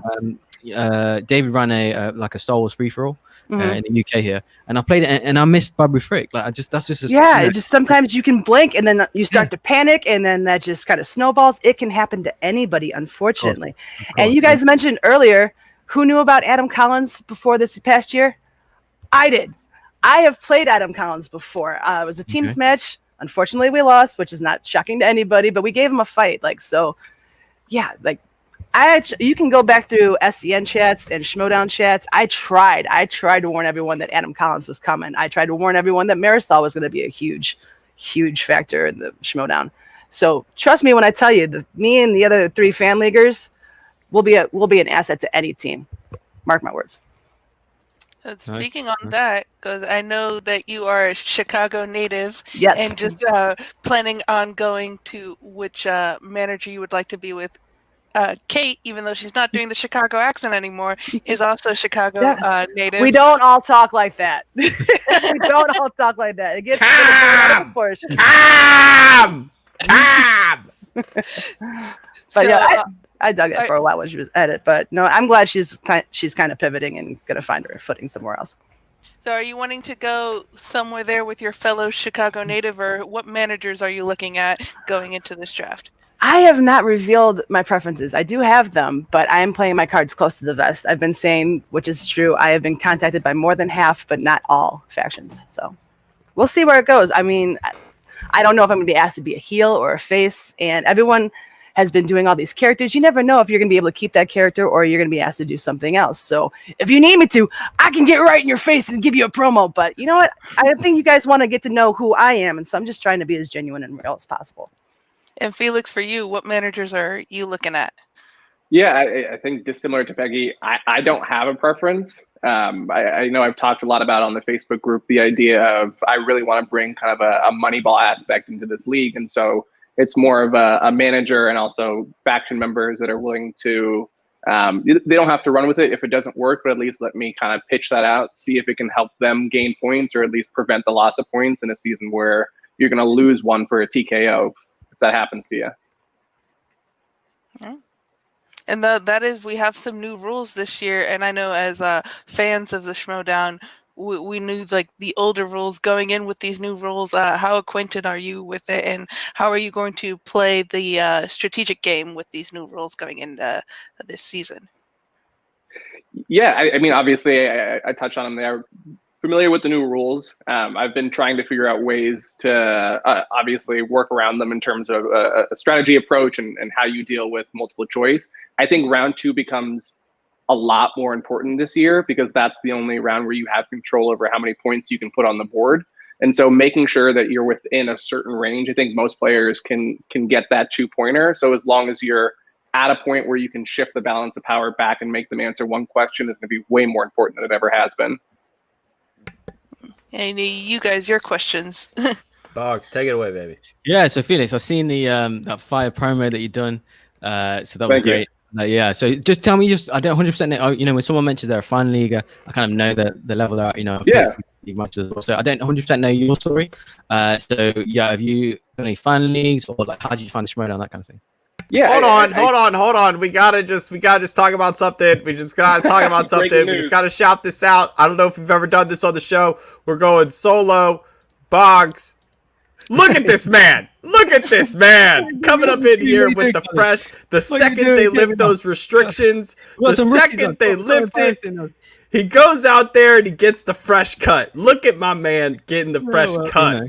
Everyone knows. Everyone knows. I just had to tell. I just had to shout it out. It's rookie time. Come on, it's not Bucks time. I'm not gonna lie. I've had one haircut since March. I've had two. I know. I'm on two. I have not cut my hair other than myself during quarantine. Jealous. Every time I talk to Boggs, he's like, "Look, dude, they're about to lift these restrictions. I gotta go get a cut." I'm like, "Respect. First on my list. You got hustle.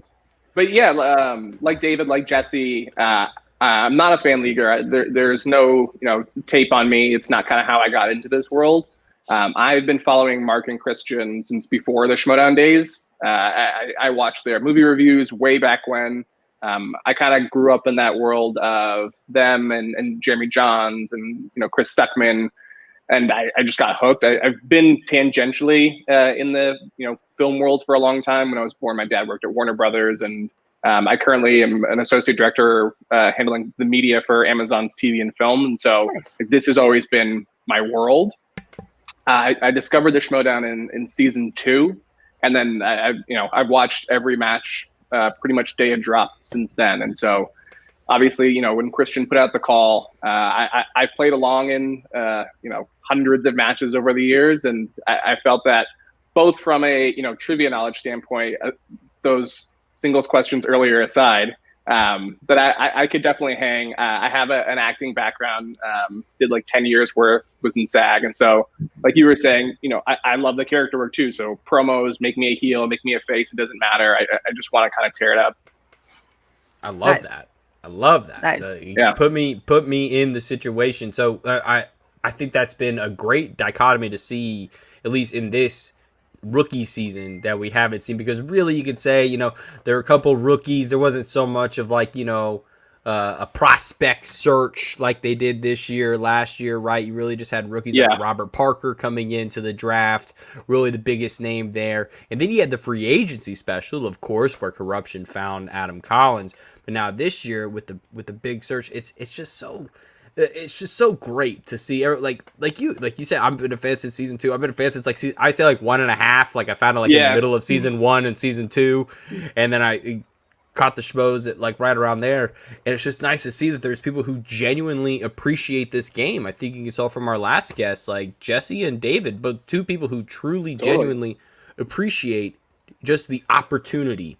And I think that's something that managers have to take a look at. Like managers have to realize that this is like, there are people who know how awesome an opportunity this is, and then there are people who are just like, how can this affect my YouTube channel? I'm gonna take that stance this season. I think I've just built myself up on this soapbox, this apple box, and I'm gonna take it. That like there are people who know why they're here, and there are people that kind of are just here to be here, and I think that's gonna weed itself out in the first couple months. Peggy, do you think I sound kind of crazy? Because I think you lean more towards my side. No, you're absolutely right, because this entire process for me is really kind of emotional, because I am late to the Schmodown. I didn't find the Schmodown until the Free For All 3. And I was hooked the minute I started watching it. I watched both parts back to back. I was cheering Bibbs on the entire way. So after that, I started going back through matches, trying to figure out who everyone was and the whole history. But that night, after I watched the Free For All 3, I texted my older brother, Mike, because he's not only a big movie fan, but he was a lifelong wrestling fan. And so he got hooked into it as well. And like we would go back and forth talking about who our favorites were, favorite matches. Like, have you caught up on this one? Have you seen this one yet? Like, did you go back and watch this one? And in July of 2019, I found it March 31st, 2019. And then mid-July of 2019, Mike unfortunately passed away. And in that interim, I was trying to get him to join the fan leagues because I knew he would be a dominant player because he was better than I am. He never did it. So I was thinking about it, and I'm like, you know what? I'm going to do it. So the story I told in my audition tape is exactly that story of my brother. And I appreciate this on a whole nother level that I have this opportunity. I know how many people wish they could be in my shoes right now. So if I am lucky enough to get onto a faction, I'm going to work as hard as I can because he's not here to do that. And I'm sorry I'm getting choked up. I tried to talk about this really fast over on certain point of view the other night so I wouldn't get choked up. But no, listen, it's a beautiful thing. No, that's your Schmodown story. Like I love that. Like that's what this is all about. For us, like this is a lifestyle for us. Like obviously, how many matches we get a week. You're investing in people and individuals and their careers, and also to see that passion this fan community has been a godsend for this whole. It's gotten me through this pandemic. I have a show over on Featured Presentations now that I do every week where, speaking of drafts, we draft a random movie topic every week. Like last week, we drafted movies with 5-word movie titles. This upcoming Wednesday, we're drafting movie remakes. And I've made so many friends through the Schmodown. I am so appreciative of this entire community. It's crazy. You guys are all characters, and I love it. But yeah, just to be even a bigger part of it, it means the world. Was No Country for Old Men the number one pick? Right now. Thank you. So again, Felix? I was saying in the 5-word title draft, was No Country for Old Men the number one pick? That's the first one that popped in mind. Not the number one pick. Hang on, let me go back and see. I have it written down here interested. somewhere. Raiders of the Lost Ark was the first overall pick. Okay. Because it was not Indiana Jones and the Raiders of the Lost Ark until later. My first overall draft pick was A League of Their Own. So, Hey, I love that movie. Yeah, me too.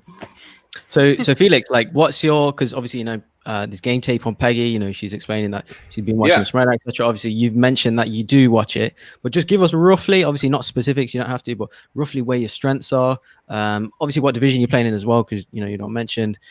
So, what are maybe some of your goals as well? To let managers know. Yeah, I'll flat out say a strength of mine because I think it comes obvious. I often talk about what I do as work, and it kind of makes sense.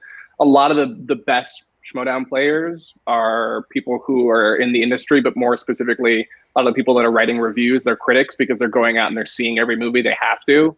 And that covers off, obviously, I think new releases is the past 18 months or however they're defining it.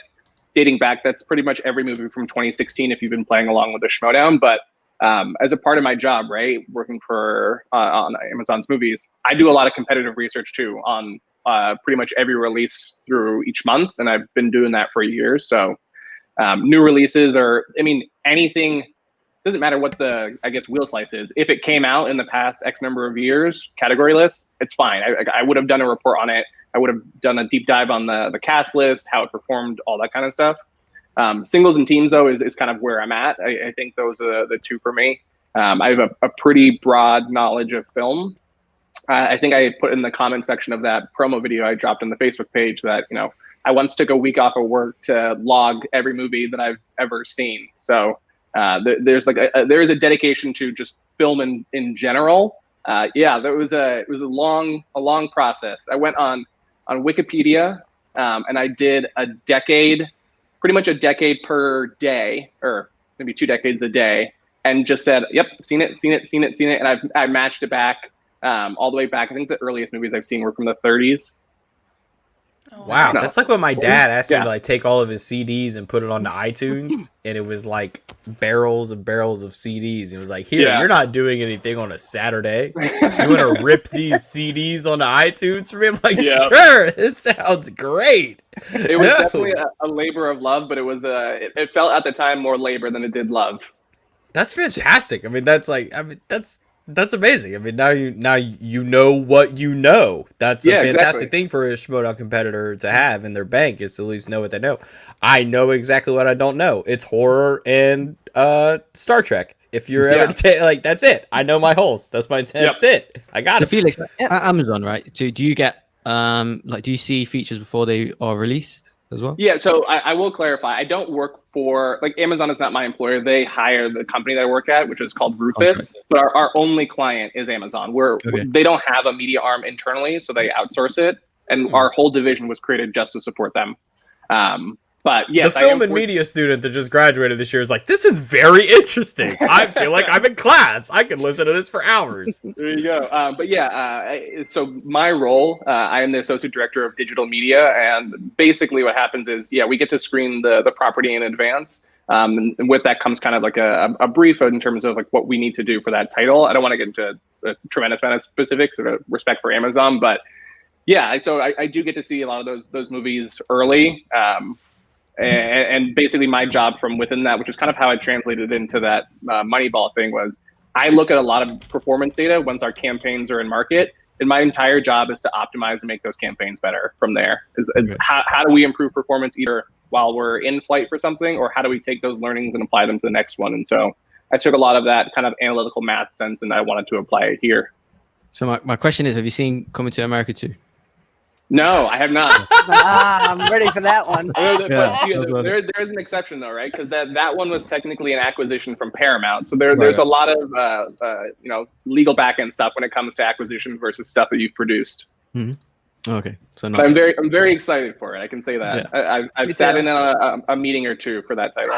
I hope it's going to be good. The first one's so great. So. Oh yeah. I do feel like I'm the only person on the internet that watches The Expanse.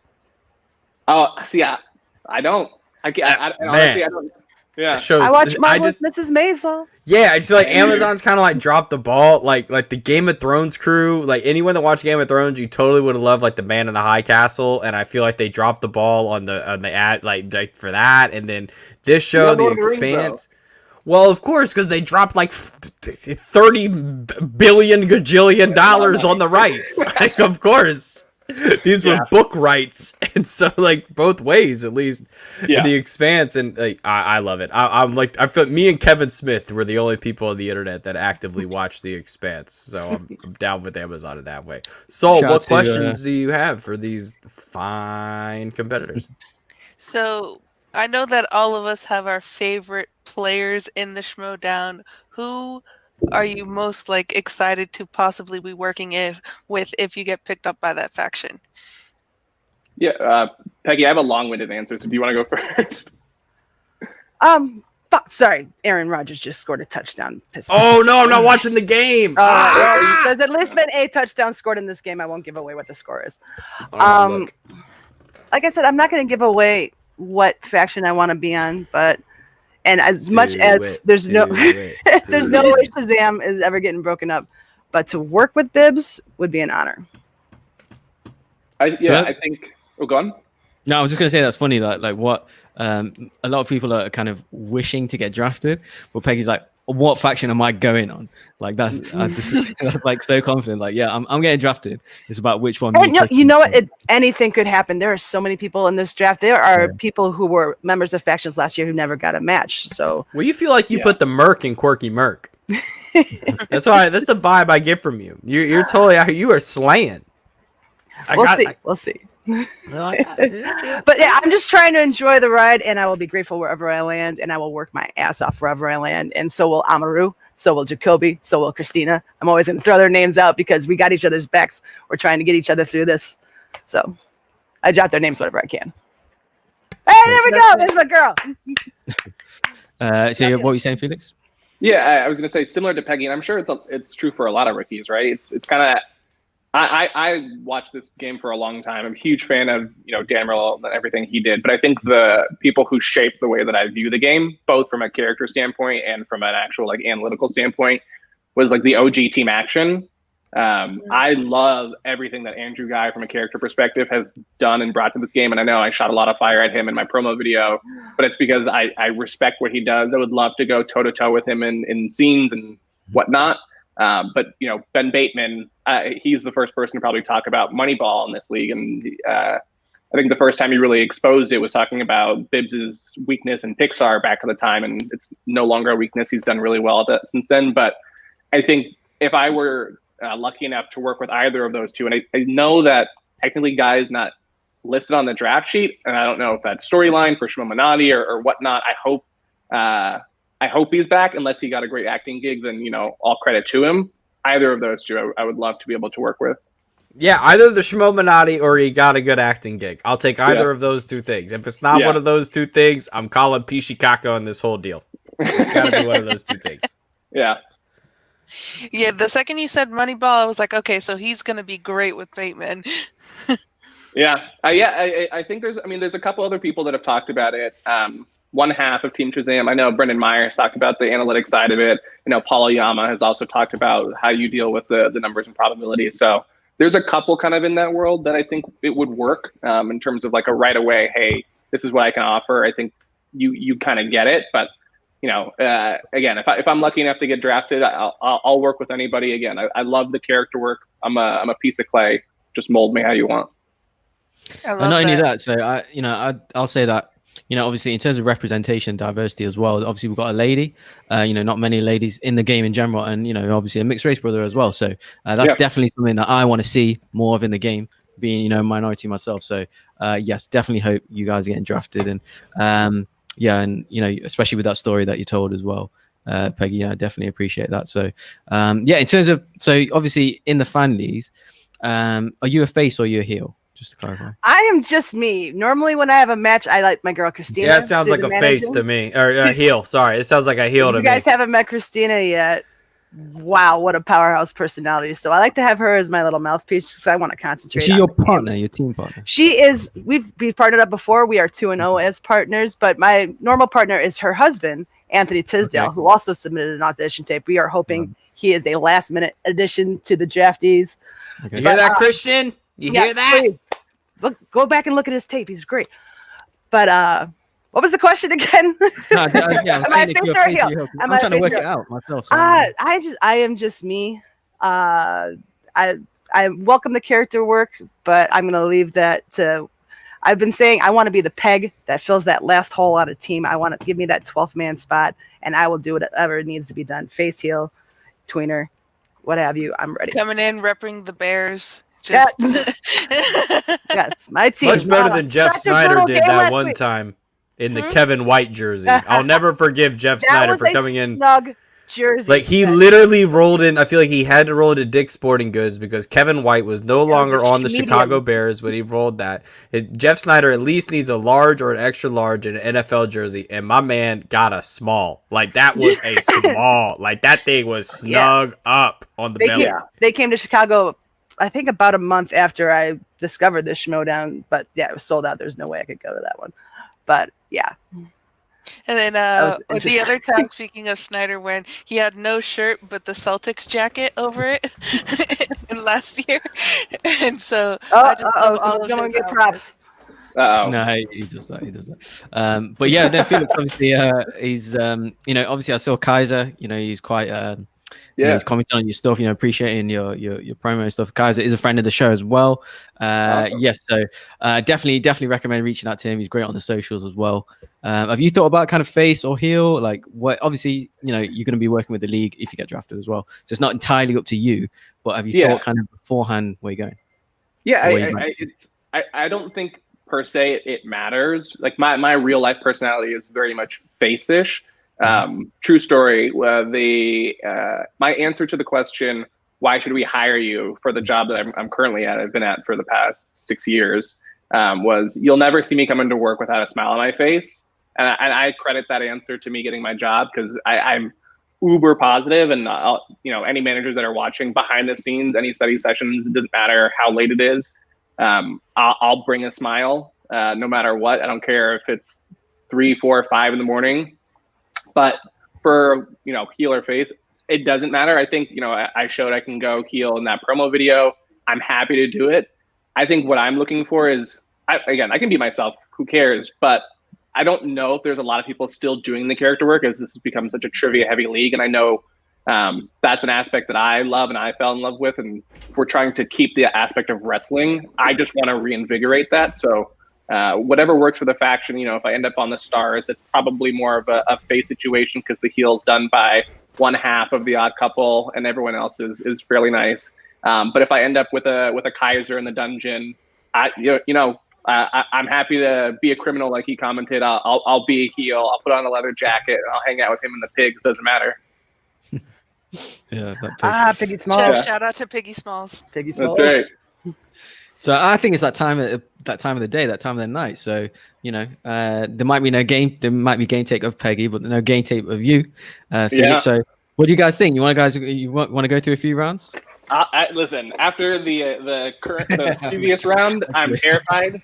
So No. if I'm not going for IG. If you're going for IG, you go on ahead. No, no, they're the only IG only, question, yeah, I only did one round of IG because we had an IG person. Boo. Gotcha. I'm All right. sorry, Colin. Boo. I did better on that IG round than I did on the singles round. Yeah. Same as me, actually. Matt goes, give me these questions. Matt's the champion in the fight. Matt, one we of the get finals. it, you're You want us good, to say, God. yeah, okay. He's a bet holder. Yeah, we know Matt. Anyways, yeah. Shout out to Spain for the real. Give them guys a shout if you want to go on any more after shows. Yeah, All they're right, fantastic. so we'll go ahead with our first question in the category of YA adaptations. What subject does Paul Rudd's character, Mr. Anderson, teach in Perks of Being a Wallflower?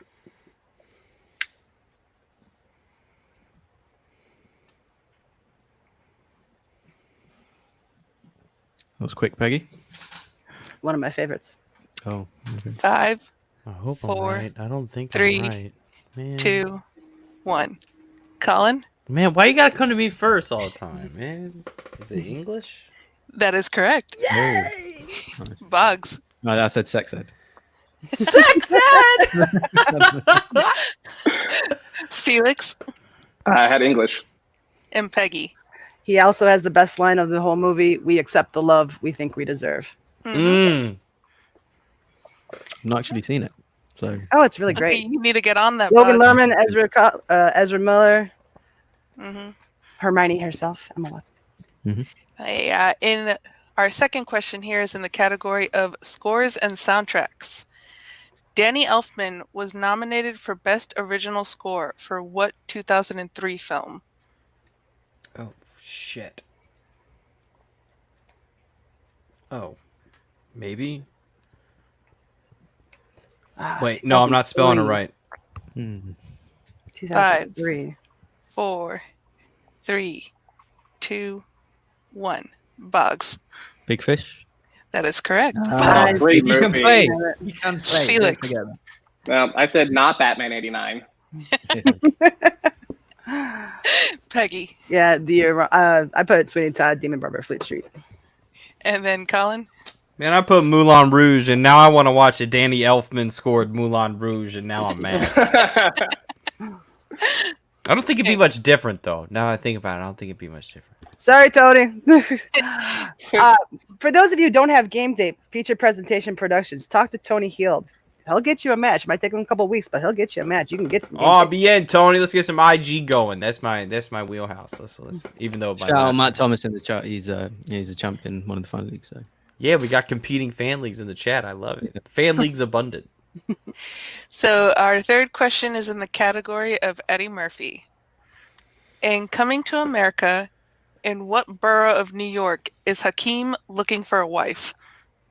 Softball.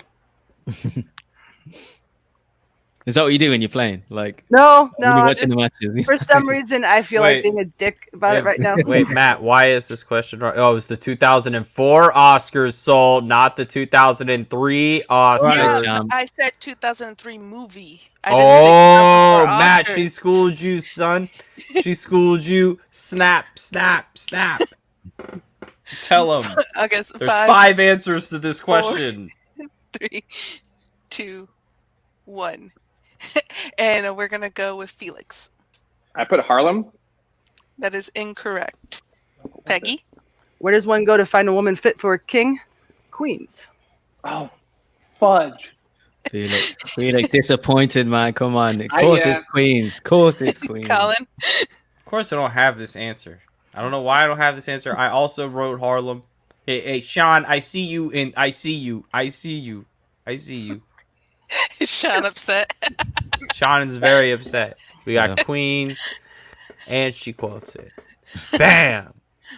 Okay, in our next question, question number 4, is in the category of The Rock. Oh God. Which Ballers. character, Final answer. video game avatar, does Dwayne Johnson play in Jumanji: Welcome to the Jungle? Oh, shoot. No. Like, what's the Guy character? with Can I get a clarification? What's the Multiple character's choice? name? What's the character's name? The what's the avatar's name in the Is there game? multiple choice available to us?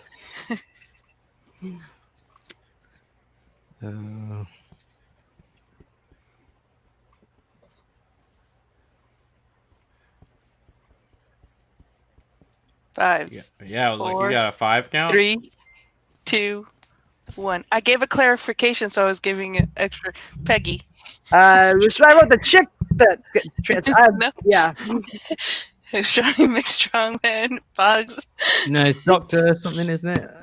Oh, that's just said Doctor Roberts. Is Dr. Xander Smolder Bravestone. Oh, Nice! okay. Does that count? Yeah, of course that We'll counts. take it. We'll take it. Dr. Smolder. Acceptable. Nicely Nice. done, sir. Thank you. And then in our last question here, question number 5, in animation. And this is going to be a softball, and I'm going to be very upset with you, Colin, if you don't get this one. What holiday is being celebrated in Coco? Oh. Colin, you pretending you were frozen then? Again, that old trick. My girlfriend and I just watched this for the first time 2 weeks ago. 5, 4, It's good, right? 3, Oh, yeah. 2, 1. Colin. Yes, Day of the Dead. That is correct. Halloween! Bugs. Yeah, Day of the Dead. Felix. Day of the Dead, and I tried to quickly write Remember Me. Aww. All the benefits. Remember me. Such an Peggy. adorable movie. Day of the Dead. Nice. I think How many- Peggy got the most right there. I got 3. I got got three. three. I think we all got hey. Hey! Hey! You got Christian, me versus Peggy. First match of the season. There you go. If that's what happens, so be it. Yeah. Hey, like, why wouldn't you have like 2 matches stacked on top of these like bigger matches? If you I'm fine have, being an undercard. you know, the Can I get- undercard. If you go One watch match, a 20 UFC thing, UFC's got 7 matches a Saturday. Like, come on, like they got 7 matches every week. Like, let's do this thing. Let's stack them Yeah. up. Come on. Yeah. I will say, again, I'm happier that I came on the second batch of 2 than the first batch of 2. Holy Christmas! I mean, remember that. Toledo, like that was a. Oh my goodness! Yeah. That was But hey, fantastic. you never know. I That's will how, admit that you don't know those what questions questions were a little easier than the first one. I Yeah. will admit that. but that's how it is. You never know what questions you're gonna get. It's just all look at the questions that are bestowed game. upon you by PJ. And as well, you'd have like other rounds to make up points as well. So maybe hit your strength, that kind of thing. Yep. But yeah, just to go to tomorrow, Felix, scores, please, predictions for Manchester United against Liverpool. Ooh. All right. Well, Big game. I think we have everybody fit except for Lindelof. So Bailly is going to be playing at center back. He's keen for a red. So I'm going to say Always. 2-2 because we'll score with no Van Dijk there. I think we just found our 4th for our Premier League podcast, Bugs. Hey, I'm here. I'm ready. Okay, 2-2. And that's in case you wanted to ask me. That's going to be Man City 4, Crystal Palace 1. Oh yeah. Fun fact. So a lot of my family supports Palace. My cousin, who I stay with when I go to the UK, which I've been, I think, 12 times, is a 3-minute walk from Selhurst Park, and so very, very fortunate. Well, let me just open my window and listen to the game. Have you been to any games? Me? Yeah. It's been ages, but Man U versus West Brom in 2013, which was the final SAF match, the final. Oh wow. Okay. Oh, yeah. That was gnarly. Yeah. But most of the time that I go, it's unfortunate, right? Because I try and go during summer. It's easier to take vacation. And back when I was in school, that's when I go. Season's And they're off. all over here. They're all over here Yeah. playing in a USA tournament. Yeah, but my girlfriend and I will be there in October of next year, and so the goal is to try and catch a match while we're there. Nice. Yes, definitely a good And time. then, Colin, ask some football questions for Peggy. All right, Tell you what the so score is look, right all right, now. I'm watching the score right now. I see that Aaron Rodgers oh no, he just moved into the red zone. He's going to score a touchdown or a field goal before the end of the You half. should, don't you put that evil on the So ring. I'm watching the game cast. There's ain't nothing I can do about that. I'm just trying to put some good juju out there. I ain't trying to put no bad juju. So I'm not gonna, Bears fans, I'm really sorry. Like Deshaun Watson, he was right there. He was right So there. was Mahomes. He was right there. Mahomes ain't nobody knew about. You can't be mad about Mahomes. Fair, but You can't be mad. it's funny. I was watching that draft with a buddy of mine who is a big 49ers fan, and when that trade was made, he could not stop laughing. And I was just like, yeah. what are they doing? Oh, by the way, this is Rory, everybody. She's coming. Oh, over. hello. Say hi, baby. Oh, look at that adorable. Oh, So that is cute. where the Rory comments have been. Yeah. She The try- stream needs she makes more cameos. Rory. She makes cameos all the time. But how can you Yes. not? She's adorable. So your background, are you like a DJ or something? Like you've got that Everyone feeling? seems to like the Blockbuster wall I have here. Yeah, No, you've these got are the all look. Like, you got DVDs. the background The for some streaming. Blockbuster wall. These are all The hell? DVDs. This is a Oh, it's DVDs. Oh, a big okay. portion of my Oh. DVD collection. I just turned it into wallpaper. So, and it's functional too. Really? I can pull them up off the wall, throw them in, put it back up. So, Oh, you Oh, should go nice. find some old some PlayStation and Xbox games because they'd have some cool art on them. Oh, yeah. I've thought about doing the entire apartment, but so far it's just the one wall. Just the I had accent. some buddies in college that did they would cut off every time they drank a unique box of beer, they would cut off the I've 6-pack seen- and they would yep. put it up on the wall. So that's about the second nerdiest thing I've seen on somebody's wall. That's cool. that's awesome. I love that. That's fair. I mean, in college, my wall had a bunch of towels on it. I went to Western Kentucky University, and what we do is we wave red towels at all the sports games. So I I have think Anthony Miller's from Western Kentucky University. I think I own Yeah. Good call. 30-something towels. They're in a box somewhere, but they Hey. used to be all on my wall. As long as you're passionate about your squads, that's all that matters, Oh yeah. Exactly. Well, we are nothing but passionate here. Felix, any last words? Where can the fine folks of the internet find you? And any last words to managers hoping to, maybe give you a spot? You can find me on Twitter, just at my name, at Felix Morritt. You can find me on Instagram at Sir_Felix. For any of the managers or players out there, if you and I haven't spoken, I would love to. I will say that I'm hesitant to reach out first because Christian said it would piss some managers off. So my DMs are open. I've changed all of those settings. I know that a lot of rookies this year might only play 1 or 2 matches. So I'm here to let you know that, yes, I'll get you those points in those matches, but I'll get you points for your other faction members too. Fantastic. That's what you want to hear. You just want to hear somebody who's out there. Do what I can. Do whatever you need me to do. I'll do it. And that's what you want to Yeah. hear out of these players at this time of year. This game is changing.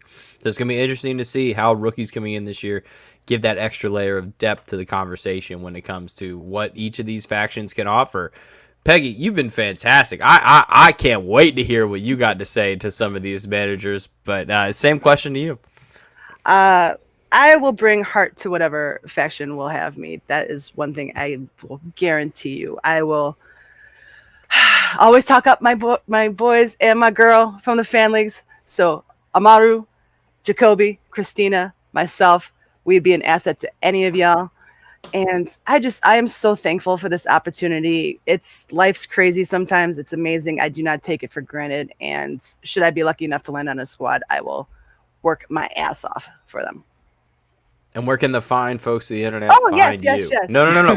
Plug. I feel I saw. You're plugging your friends. You're not plugging yourself. Yeah. Well, we're staying together.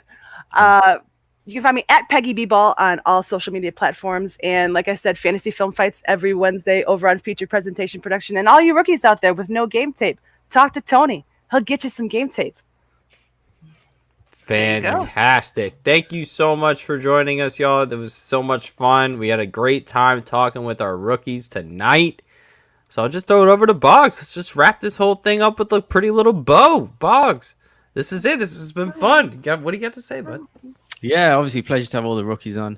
Shout out to David as well. Obviously, the British boy. Hope he gets drafted. Jesse's really fun as well. Hope Felix gets drafted because I think thinking about it, I believe there's only one other mixed race brother in the game, which is Chance. So seeing another one being mixed race myself, that I'd definitely love that. And obviously, definitely we need more females just generally in the game. So shout out to all you guys here. Hope you definitely get drafted. Please don't be strangers to the show. Thank you so much for coming on. And shout out to all the other kind of fan leaguers as well, Mara and Christina and stuff. So yeah. Thanks. Yeah. Thank you all. Appreciate the time. It was awesome. Absolutely. Fantastic. Well, we'll drop you guys out of the call. Thanks so much for hanging out. Bye. And Soul, we'll end it with you. Say what you got to what you say. Remember that? Yes. Well, weren't these people awesome? These rookies, because they need managers. Definitely seriously think about putting them on your squad because they're gonna have be a great asset to you. And I could just see it the way that they were talking with us. They have the passion. And so I hope that we get to see more of them this coming year and they do get drafted. Yeah, I just can't wait to see what these rookies have in store for this league. This league is on fire right now. I have never seen such a shot of the whole league's been invigorated. It feels like I've never seen this league like this before, where it used to be like every season, well, this, that, we might be having a couple other people coming on. Like last season was like, oh, Chris Jericho, Kevin Smith. Now I'm excited for the rookies. I want to not, like, this feels like I'm watching college basketball. Like, I wish I would have had a season of these kids and I could watch some college basketball and then they're going to go to the NBA. Like, you know, it's kind of the vibe I'm getting from a lot of these folks. And I love it. Yeah, even like I do kind of hope now that they definitely do this minor league stuff. So at least we see them, you know, we get to know them, get to know what their styles are like and things like that. So managers will know as well. And people obviously running the league, they will see, oh, okay, these guys can really play, you know, that because, you know, sometimes they might not get the chance in the full kind of in the big leagues. So yes, definitely looking forward to all these guys, and they seem like they've got a lot to offer. They're passionate, they've got personality, they can play. So yeah, definitely fun and worth a gamble. Well, you heard where you can find Boggs. Soul, tell the fine folks of the internet where the librarian is. What you doing these days?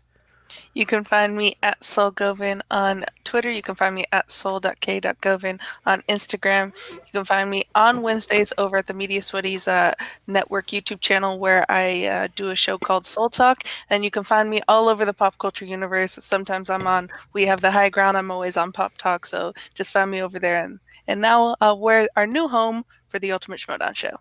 Yes, everyone watching, obviously check the Fan Leaguers on YouTube, you know, put it in the chat, all this stuff. But yes, everyone, please go over to the Pop Culture Universe. That's our main YouTube show. We do reactions, we do reviews, all that good stuff.